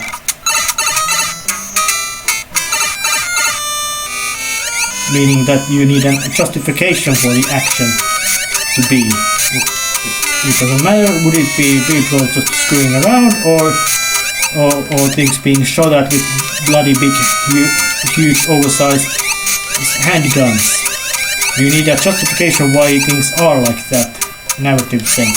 That then the audience, however you want to see it, can accept it and accept that those demands of that genre and ignore them. So yeah, meaning if you have good performance in your porn, audience can forget that your script whatever it is completely awful, and vice versa. If you would have a damn appealing good script in your porn, you can have a great scene. You might make extremely great and exciting scene, even though your performance might not be at the top of the world class. It's kind of, it's in a sense also it's some kind of parody of many of reality. Is the fact that those genres you might think to need least amount of writing actually need a lot of it to become good examples of the genre. Otherwise, there's just so much bad examples of that genre that there's no point even to try it. But of course, stage also, let's say the ice world also introduces the icy blocks of the well, the ice blocks are introduced in Ice World, meaning they are usually contain coin or those, I can't really remember what their name was, but they are dangerous.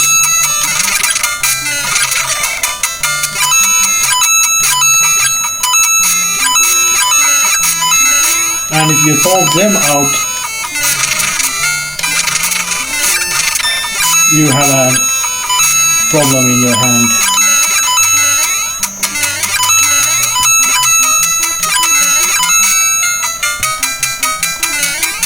Boing, boing. But I did. Oops. Yes, lots of ice blocks because this is Ice World.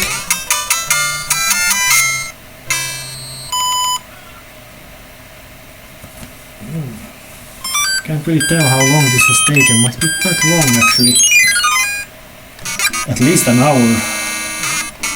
I generally think this playthrough takes about, it might be about, my guess is about 2 hours once I've finished down the necessary rudimentary editing of demanded by this work, meaning cutting off the excessive nonsense of me just getting ready to do the work.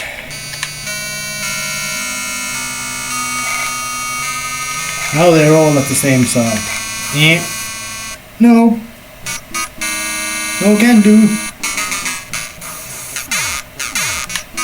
Yeah, you look mean when you have a habit of, you are backstab happy.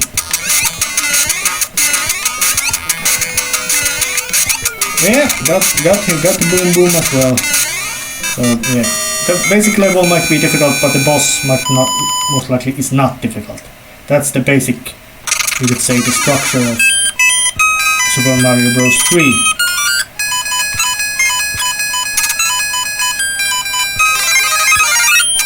So we bring up the fire flower again.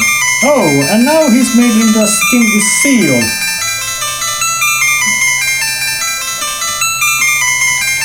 Alright.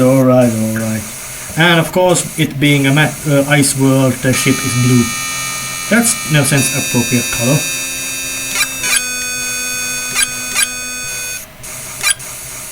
And the airship levels generally don't get much.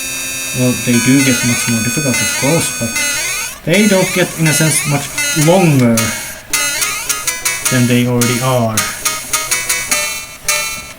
And I don't think this is a game you could actually be able to play through blind. There's so much of variations happening in this level game that there's just so much of different kind of things happening in stages that you cannot just trust on your audio cues or muscle memory, or that you must remain aware of what's happening. Although from this you might be able to get through memorizing the roars and with the music, but otherwise I find it. And as you don't have any super jump, it's very difficult to get up there. It's not impossible, but it's very difficult. Practically impossible. There's a difference between physically impossible and practically impossible. Yeah, but time to face the boss.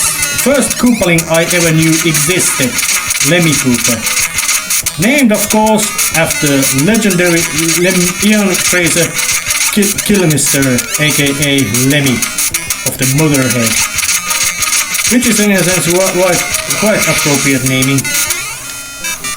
And he was actually in a sense unique boss because he rode with that beach ball, circus ball, or whatever you call it.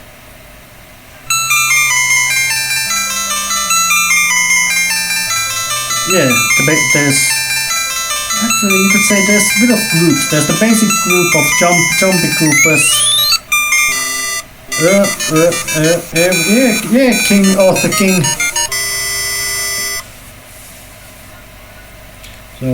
But it's still really strange that I really can't remember what was the basic plot of this game.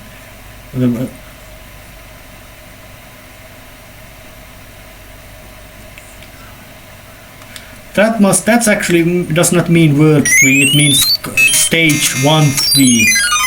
And this is the penultimate world, the pipe world. And it of course being Mario being already a plumber means there's lots of and travels through piping. There's lots of traveling through pipes. And these levels are actually have this, I can't remember what is the technical name for that, but the fact that you can get through edge of the level to the other. Although at this stage they put quite lots of obstacles to hide that thing.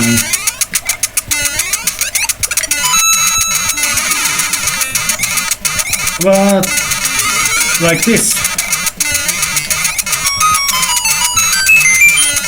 What the hell it made that kind of sound? Did it give me more lives than one, or what was it? But it made a nice tingle. And even though the normal piranha plants do not come out when you standing next to the pipe, those sideways attacking piranha plants do. So it's also a bit of trickery they have. And grab the shell and you can just smash the enemy with it. Usually meaning destruction of both it and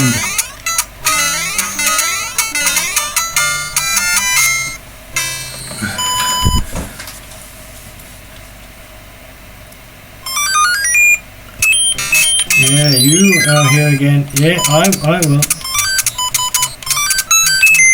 Tinkly clunk, clink, clunk. Now I can just brute force it.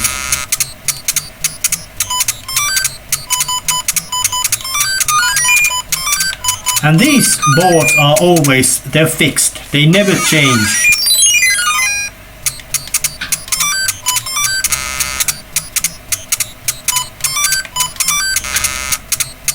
And come on, don't give me more. Yes, I managed to avoid it. I have no interest to try to solve the same puzzle about 20 times. It would have been just a waste of time. But the pipe world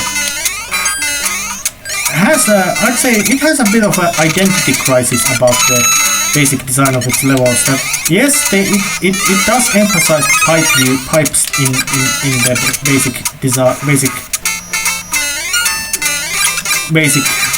gameplay style, but it's the color scheming and the generally basic method how it's done.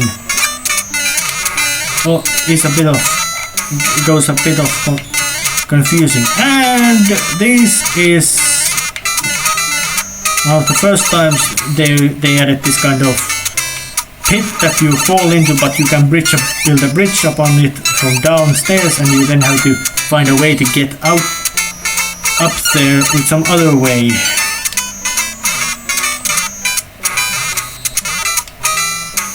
So yeah. But the music, of course, of Super Mario Bros. 3, even though it doesn't use the, you would say nowadays, iconic theme of what will, damn it, I died. It doesn't use the iconic 1-1 theme of the original Super Mario Bros. In its world. It does use the underground music theme in its basic gameplay, which is in a sense quite good idea, knowing that they could, that you can actually,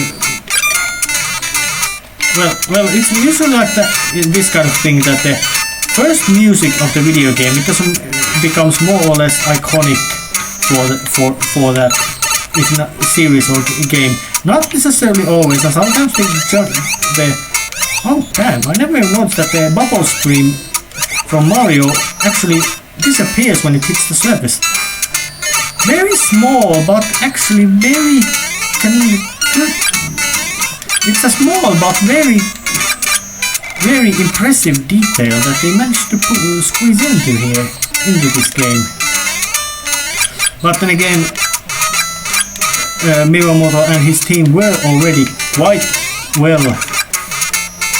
experts on the hardware, what it could do, and most likely also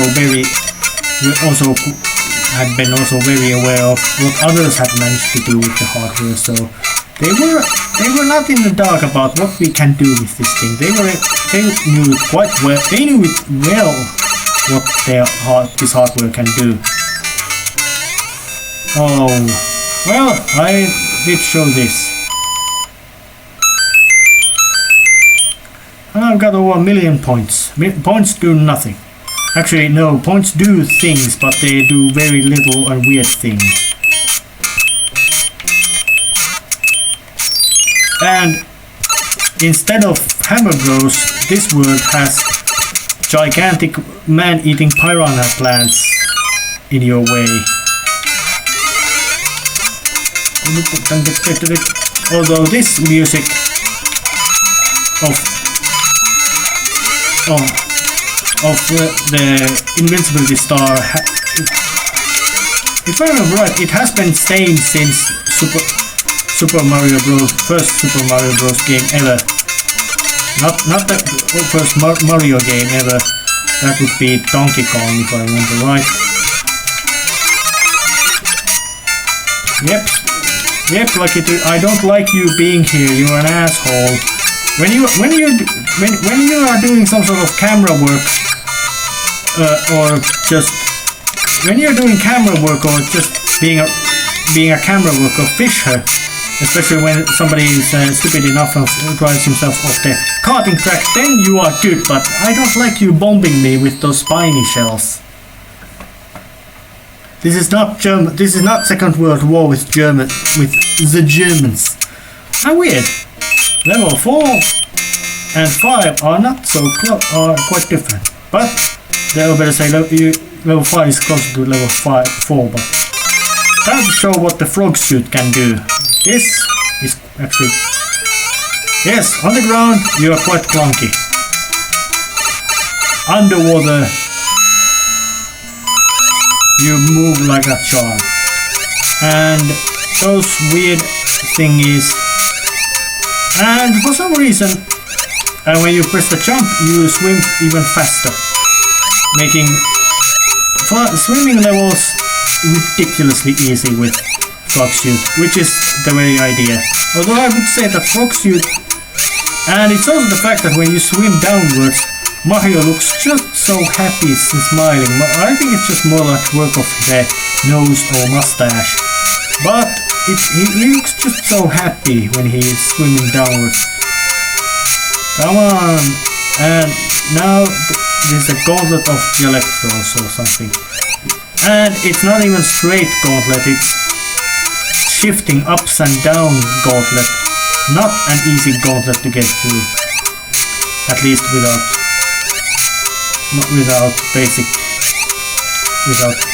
Frog Suit. Oh, he's just so happy looking, man, when he swims downwards. Yeah, he's just so happy looking.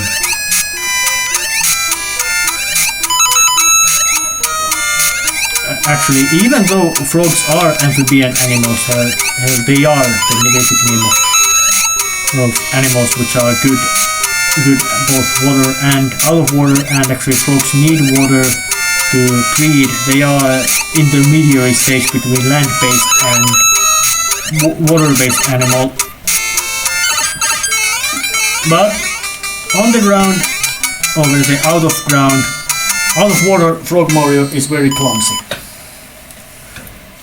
But although I do feel like that it could jump very high, it jumps better. But now it's level 5.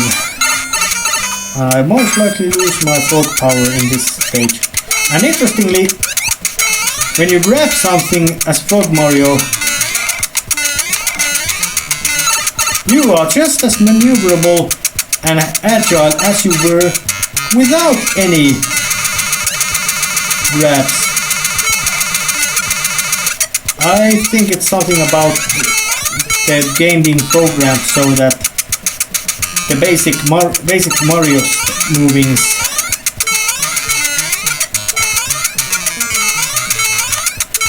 damn it, now I have to deliberately lose my frog suit. I think it's something from the fact that the basic speed of how you maneuver doing having that frog suit on is independent about the carrying stuff animation or whatever thing you are doing there override the basic movement speed of the frog suits on land, so that explains why you become somebody why you suddenly can blitz around with a frog suit, even though normally you couldn't maneuver so well. Which means it's quite surprising, yet also interesting.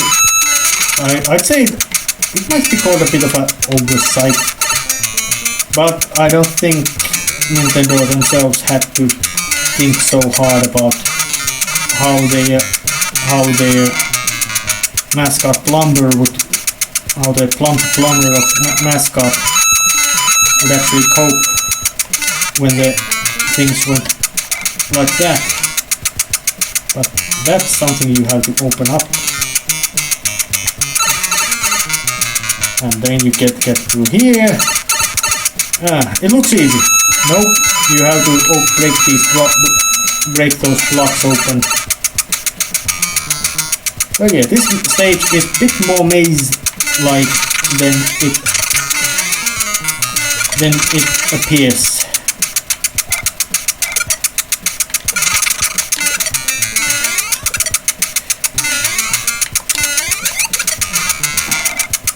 But I think I managed to actually do the necessary jumpings.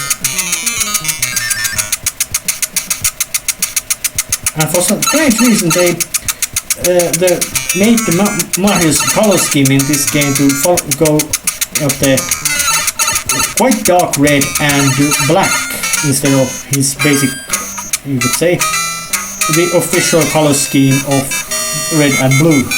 And I got the star, so now I didn't even try it. But you also got to see this big happy Starman. But time to pay a visit to the mushroom house.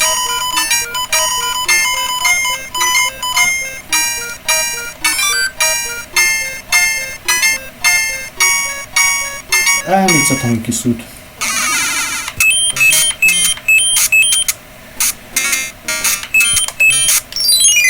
Just getting through the stage without any kind of strange thinking. But let's show the special. So instead of Hammer Bros, you're gonna face a gauntlet of piranha plants. And it's a nasty gauntlet of piranha plants. Because it kills you. But I think I'm still gonna try it out. Using the Starman's awesome power of plowing through every obstacle in your path.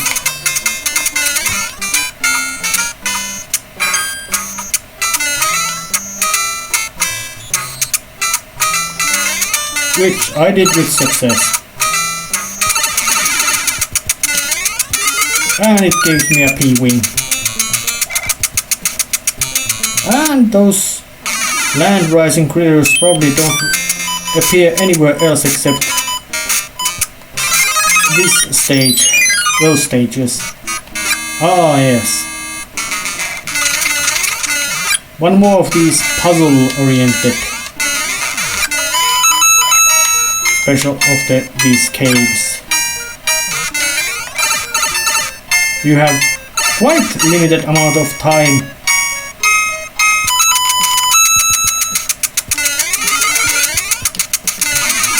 Yes, they give you a tanuki suit, which is quite obvious why.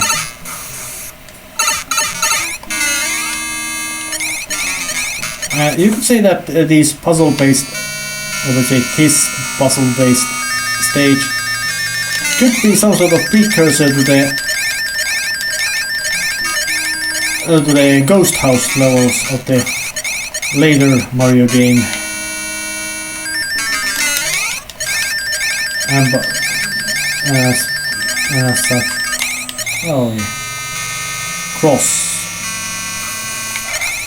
Yeah, but the basic strategy of this level, if I'm right now, is to...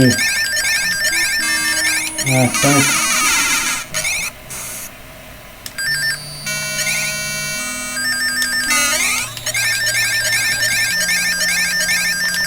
Is to fly to this place. Oh yes, it was the...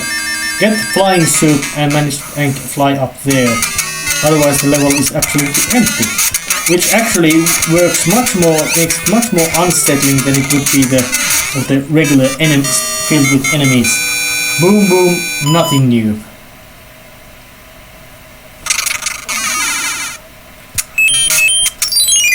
And world 6 of 7.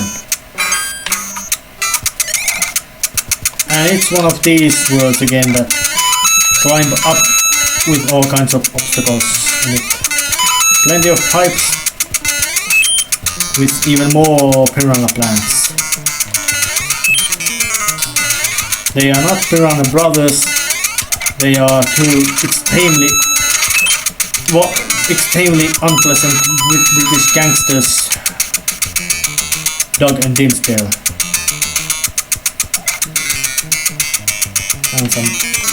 And now some... oh shit, not maneuvering like that. Yeah, there's actually quite little bit of foot space for you to maneuver, so it doesn't get so easy. But with this, you can actually cross to otherwise inaccessible place.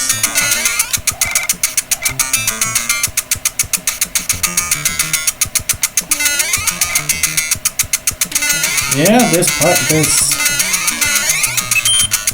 spikes in there.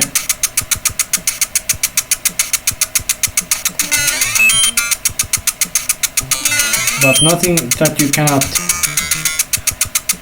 get through. And of course, you have to get jumping over all these others.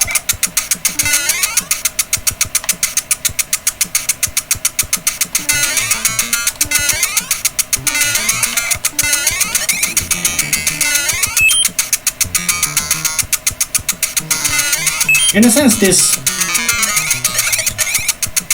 you would say, the pipe world feels as some kind of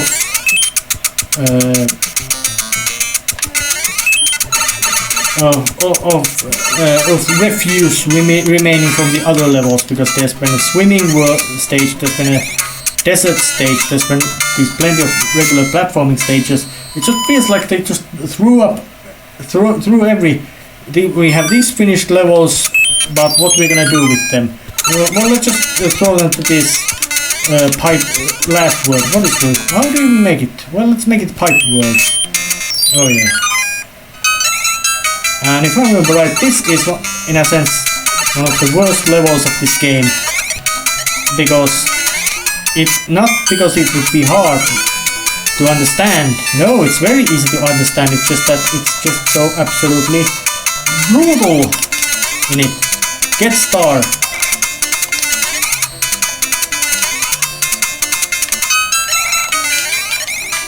Get star. Get another star. Run forward to the awful lot of piranha plants. Get slowed down by obstacles. Oh shit. That was close. And keep running again. But it's actually quite short, so there's much less opportunity for you to get horrifyingly killed. But that can be a fucking annoying. Because there's just it's all about memorizing that level. Level 8.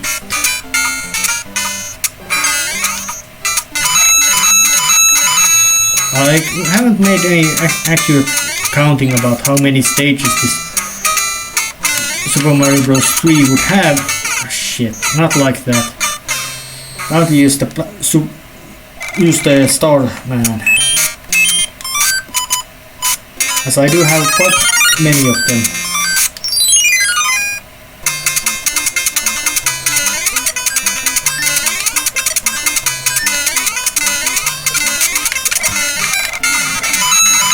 Wait a few seconds, but fuck, my mistake.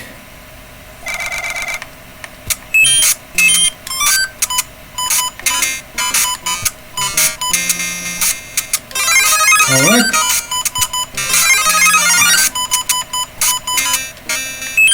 Let's double the trouble. Yes, I am aware of Pokemon. That's why I use that whip.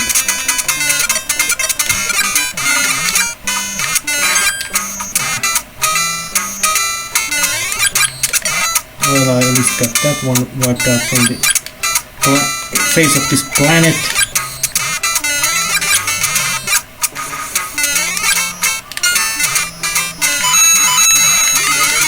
And now I got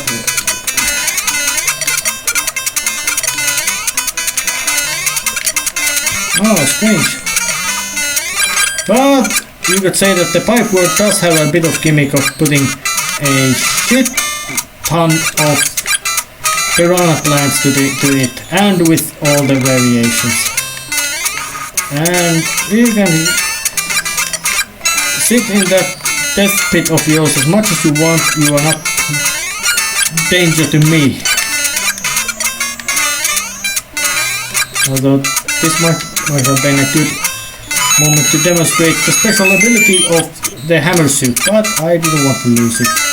But I think I might want to wield it at some time moment, just to show how it looks like. Maybe I'll try the last stage with it. Actually, yes, I think I do. That's my plan, that's my promise.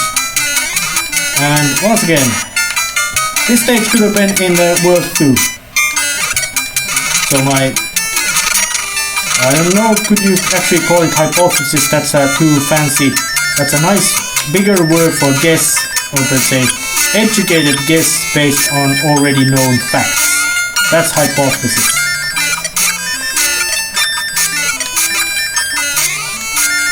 Like you could make a hypothesis that gasoline is not, despite being very energy dense about energy, it's not stuff you want to drink because, hey, you know, it's gasoline. You're human. Humans don't drink gasoline. We have much more complex energy needs. We just can't use the regular combustion to create to our basic nourishment needs. But this stage is nothing but a maze of pipes. Not too difficult actually, and there's plenty of these nice to catch coins, but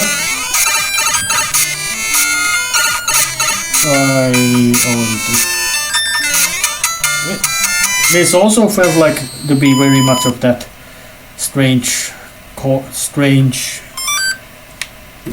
extra level in the game. Take a box, it's got to hit you, Yumi. No thanks, dude, don't go fuck yourself. Preferably with a fucking steel brush. No. Boing! Oh shit, that was close. Now this is not so much difficult stage, it just got a shit ton of platform to do.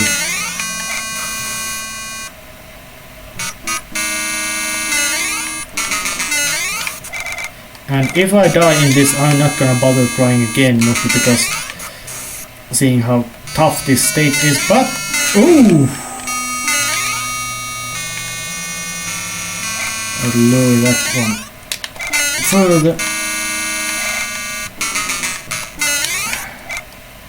And of course it being a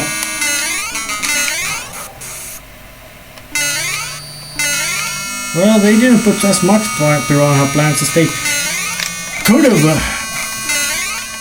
but they still did manage to put quite lots of them.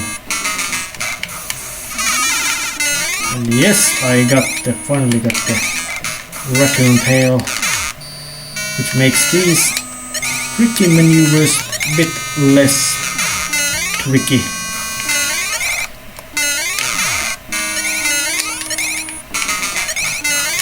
I think I got through it. Yes, I got through it. Strange. I thought I might not.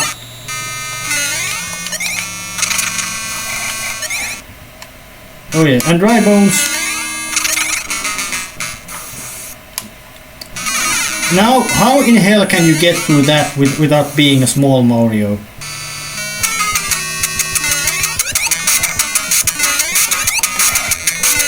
I really don't know. Quite annoying little so-called Kaizo trickery.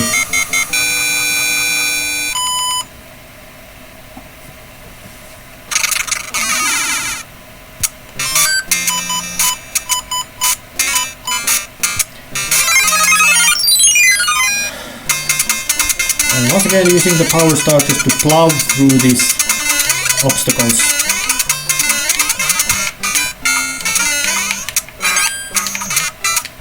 And I could have possibly plowed through it faster, but I didn't. Oh, it gave me a mushroom.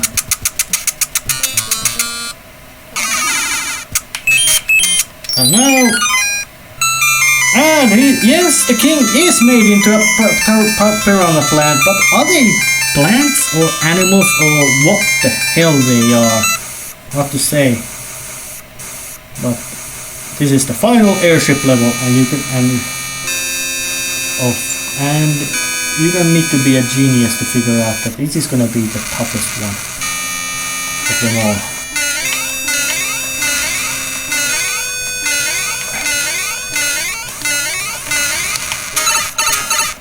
And I died.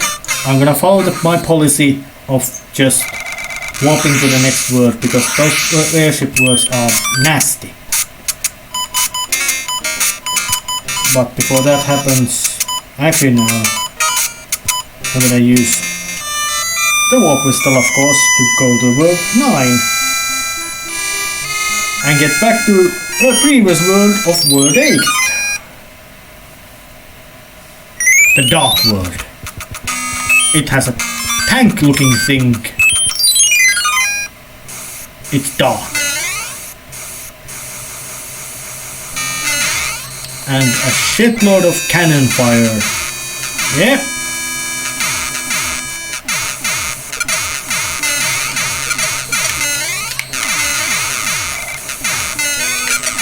And it, of course, there's black because it's dark world.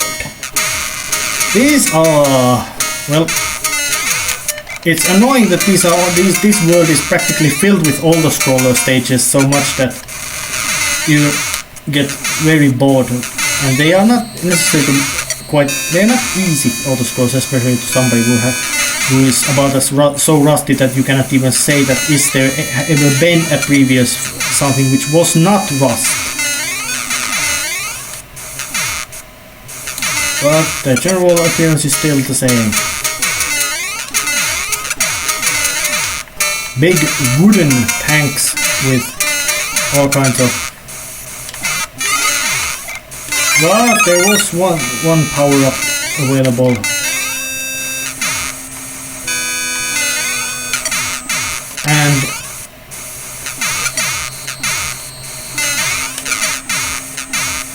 And of course you missed the basic letter from the princess, which actually would not be a letter from the princess, but letter from Mr. Bowser Koopa himself, bragging about that, hey, I just captured the princess, come and get her, nyeh, nyeh, nyeh. But then again, he is an actor in a theater troupe, specialized in villain roles, so well, of course he would have that kind of hamminess. And of course, a bloody big cannon also shoots at you.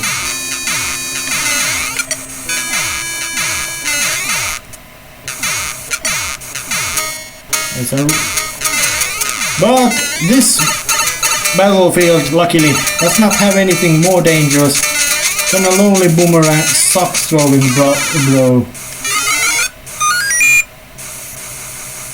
So yeah, boss was not difficult. But that was the first obstacle. There's another one. Now it's time to face the Navy instead of Army.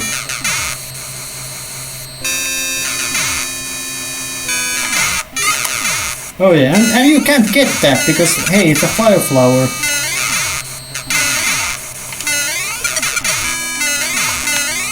What annoying little pests.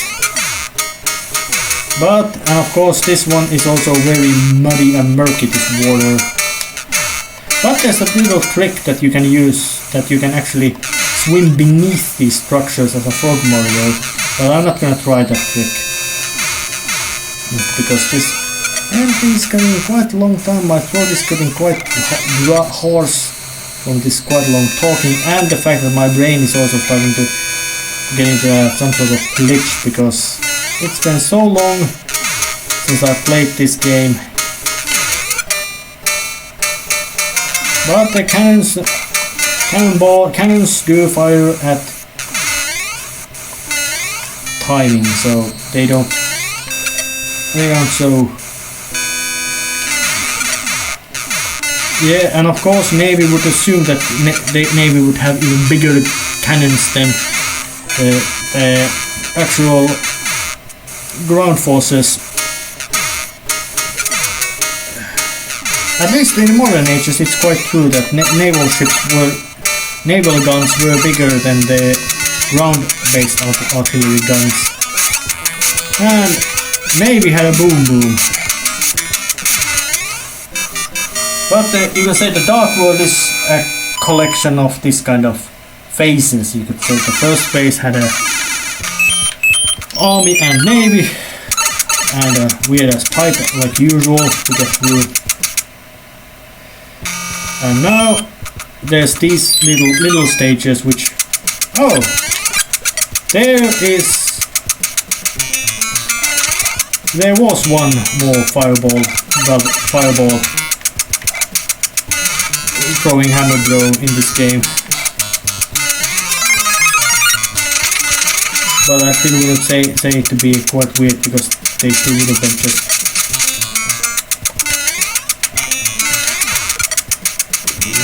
And Sledge Brother. A little gauntlet of platforming ending with a raccoon leaf. Why raccoon would be associated with leaf, especially that looks like a birch leaf? Oh, there's a big hand cannons to grab you. You must play this stage. With platforming. And butterboos. Or actually, forget the butterboos. Just platforming. And with just the same kind of reward, which is not actually bad. Raccoon leaves are actually really handy. And once again, big hand grabs me. No, it's got cheap. Why cheap? How cheap would be surviving in place with magma in it? I don't know, but I died. And get the big star and just get through this.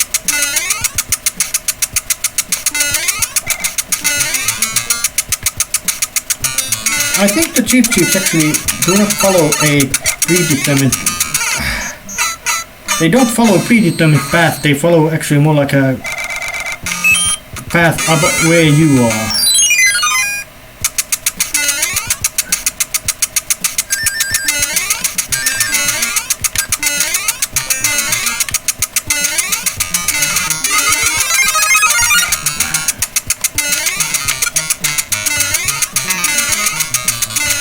Because in the original Super Mario Bros. Where there were a few cheap based levels of that kind of flying cheap based levels, you were practically always safe if you kept going all the time.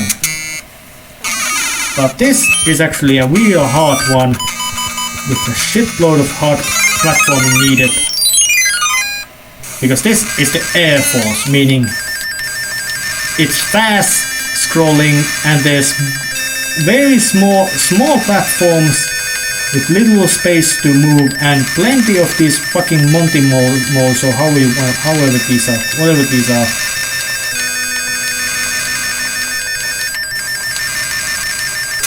So I intend to just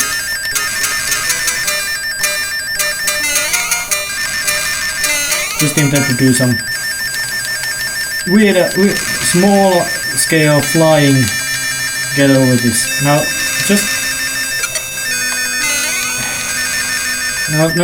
look at how small these platforms are and how high jumps you have to make to get through these.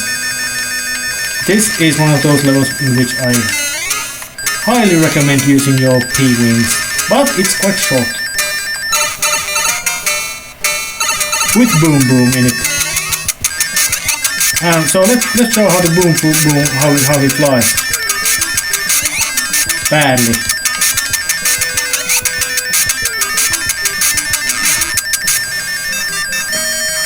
Give me that.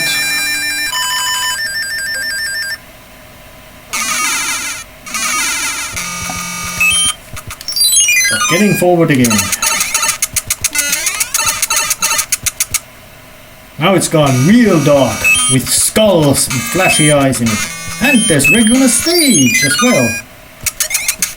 World 1 of 8. And in this world, there's lots of difficult maneuverings to be done. And of course, it's black and dark. Of course, this would be black and dark world because it already is it's already in a dark world. Bowser always is in either a dark world or some sort of lava world. I don't think he has any other kind of cribs to place. Even in places where there's much more various about those backgrounds where where there's actions. But then again, Mario games never have been too keen about the idea of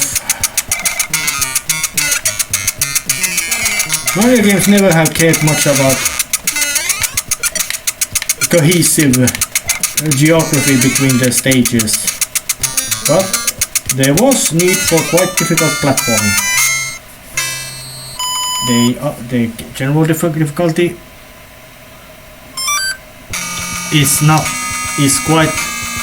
remains high in this stage.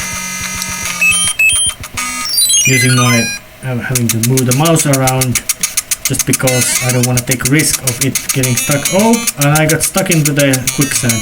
Actually, no, this is a bit of secret trick. About how efficient or needed trick it is, I do not know. But this, if I remember right, Dark World actually had only something like 2 actual levels and a fortress. And fortress is the worst of them all. It's a horrifying maze, which I am not gonna show because it would just take a shitload of time and lead to death.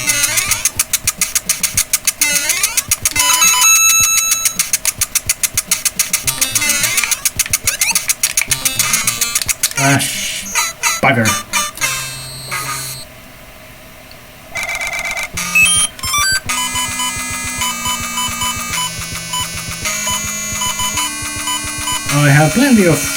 I have several of these Tanuki suits, so let's just try to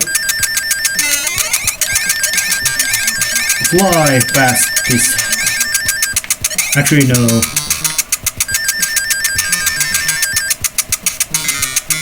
try it again, but because that just big pit over there is something that I just have to get over with flying. And I'll go into different path with lots of coin.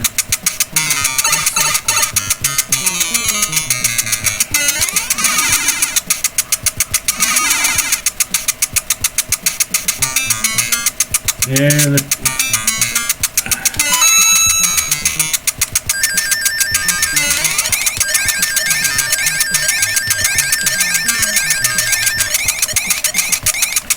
and now I know if Mario starts to go further to the left, right, that it's in the end.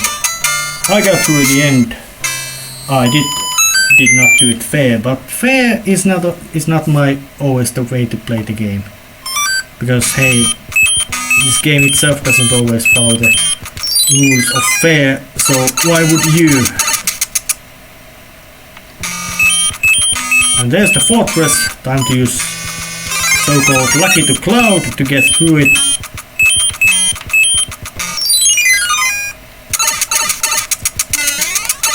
That's possibly the only time I actually use it. And look at that, the final screen of the game, map screen of the game. More army! I guess Mr. Bowser himself has become quite desperate or angry.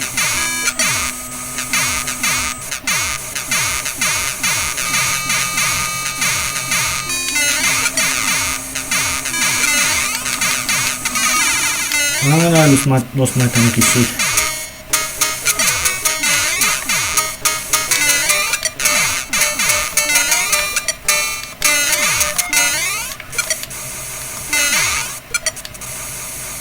Yeah, just these, how you call it, airship stages, even though this is not airship, it's more like tanks, and all tanks and artillery stage is, they have a limited palette of enemies of just those Monty Moore's bullet bills and these artillery shells, which actually you cannot do the basic.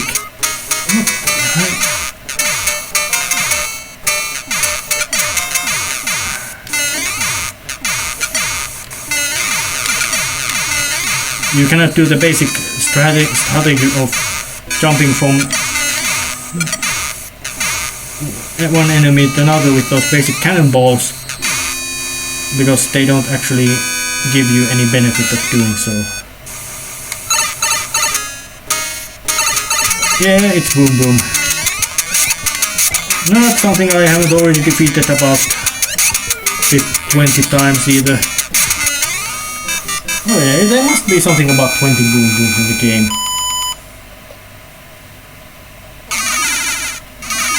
But now the path is open to say hello to Mr. Bowser Hakupa and wearing the hammer suit. Oh shit, and I already got, and I failed completely because of the lasers. But trying to get through. There's lots of quite different swanky platforming demanded in this stage. Which means, of course, but this is not that kind of stage that you would expect to see in earlier Mario games.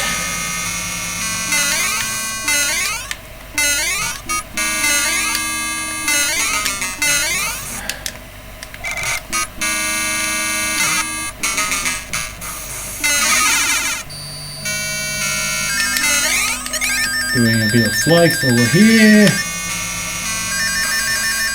There's some alternative paths, and these laser shooting statues are unique to the castle. Yes, this is castle. Bowser has a castle. And fireballs. Yes, that's the foreshadowing of the classical style that you are approaching Bowser Koopa himself. But there's no grand door. So let's go face Bowser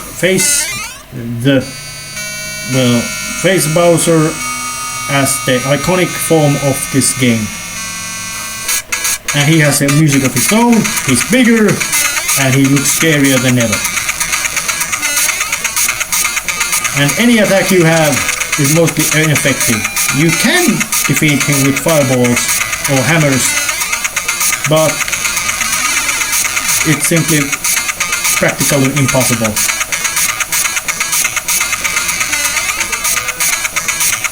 But the basic thing is simple. You must lure him to smash himself to the lower floor, and there's even a nice animation of him looking around to see where you are.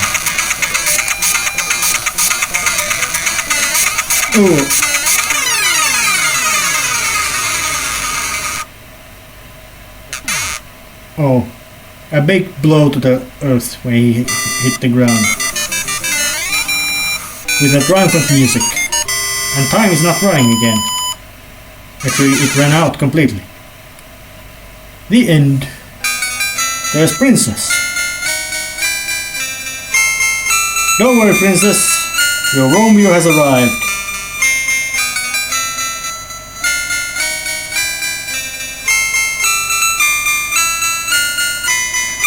God damn it, you little bitch! I'm gonna kill you! Oh. Good thing that you... Actually, she's actually quite... well, that was her role, to make that awful old joke about how Mario had to run to 7 different castles and hear that, hey... And now it tells all the worlds you had to go through. The grassland with a nice map. And the desert land with almost unique fireball brothers, and the waterland with very happy looking Mario as Frog Suit Man. Yeah, the ending is actually simple, giant land, but no, you actually don't have that kind of sprite in game swimming.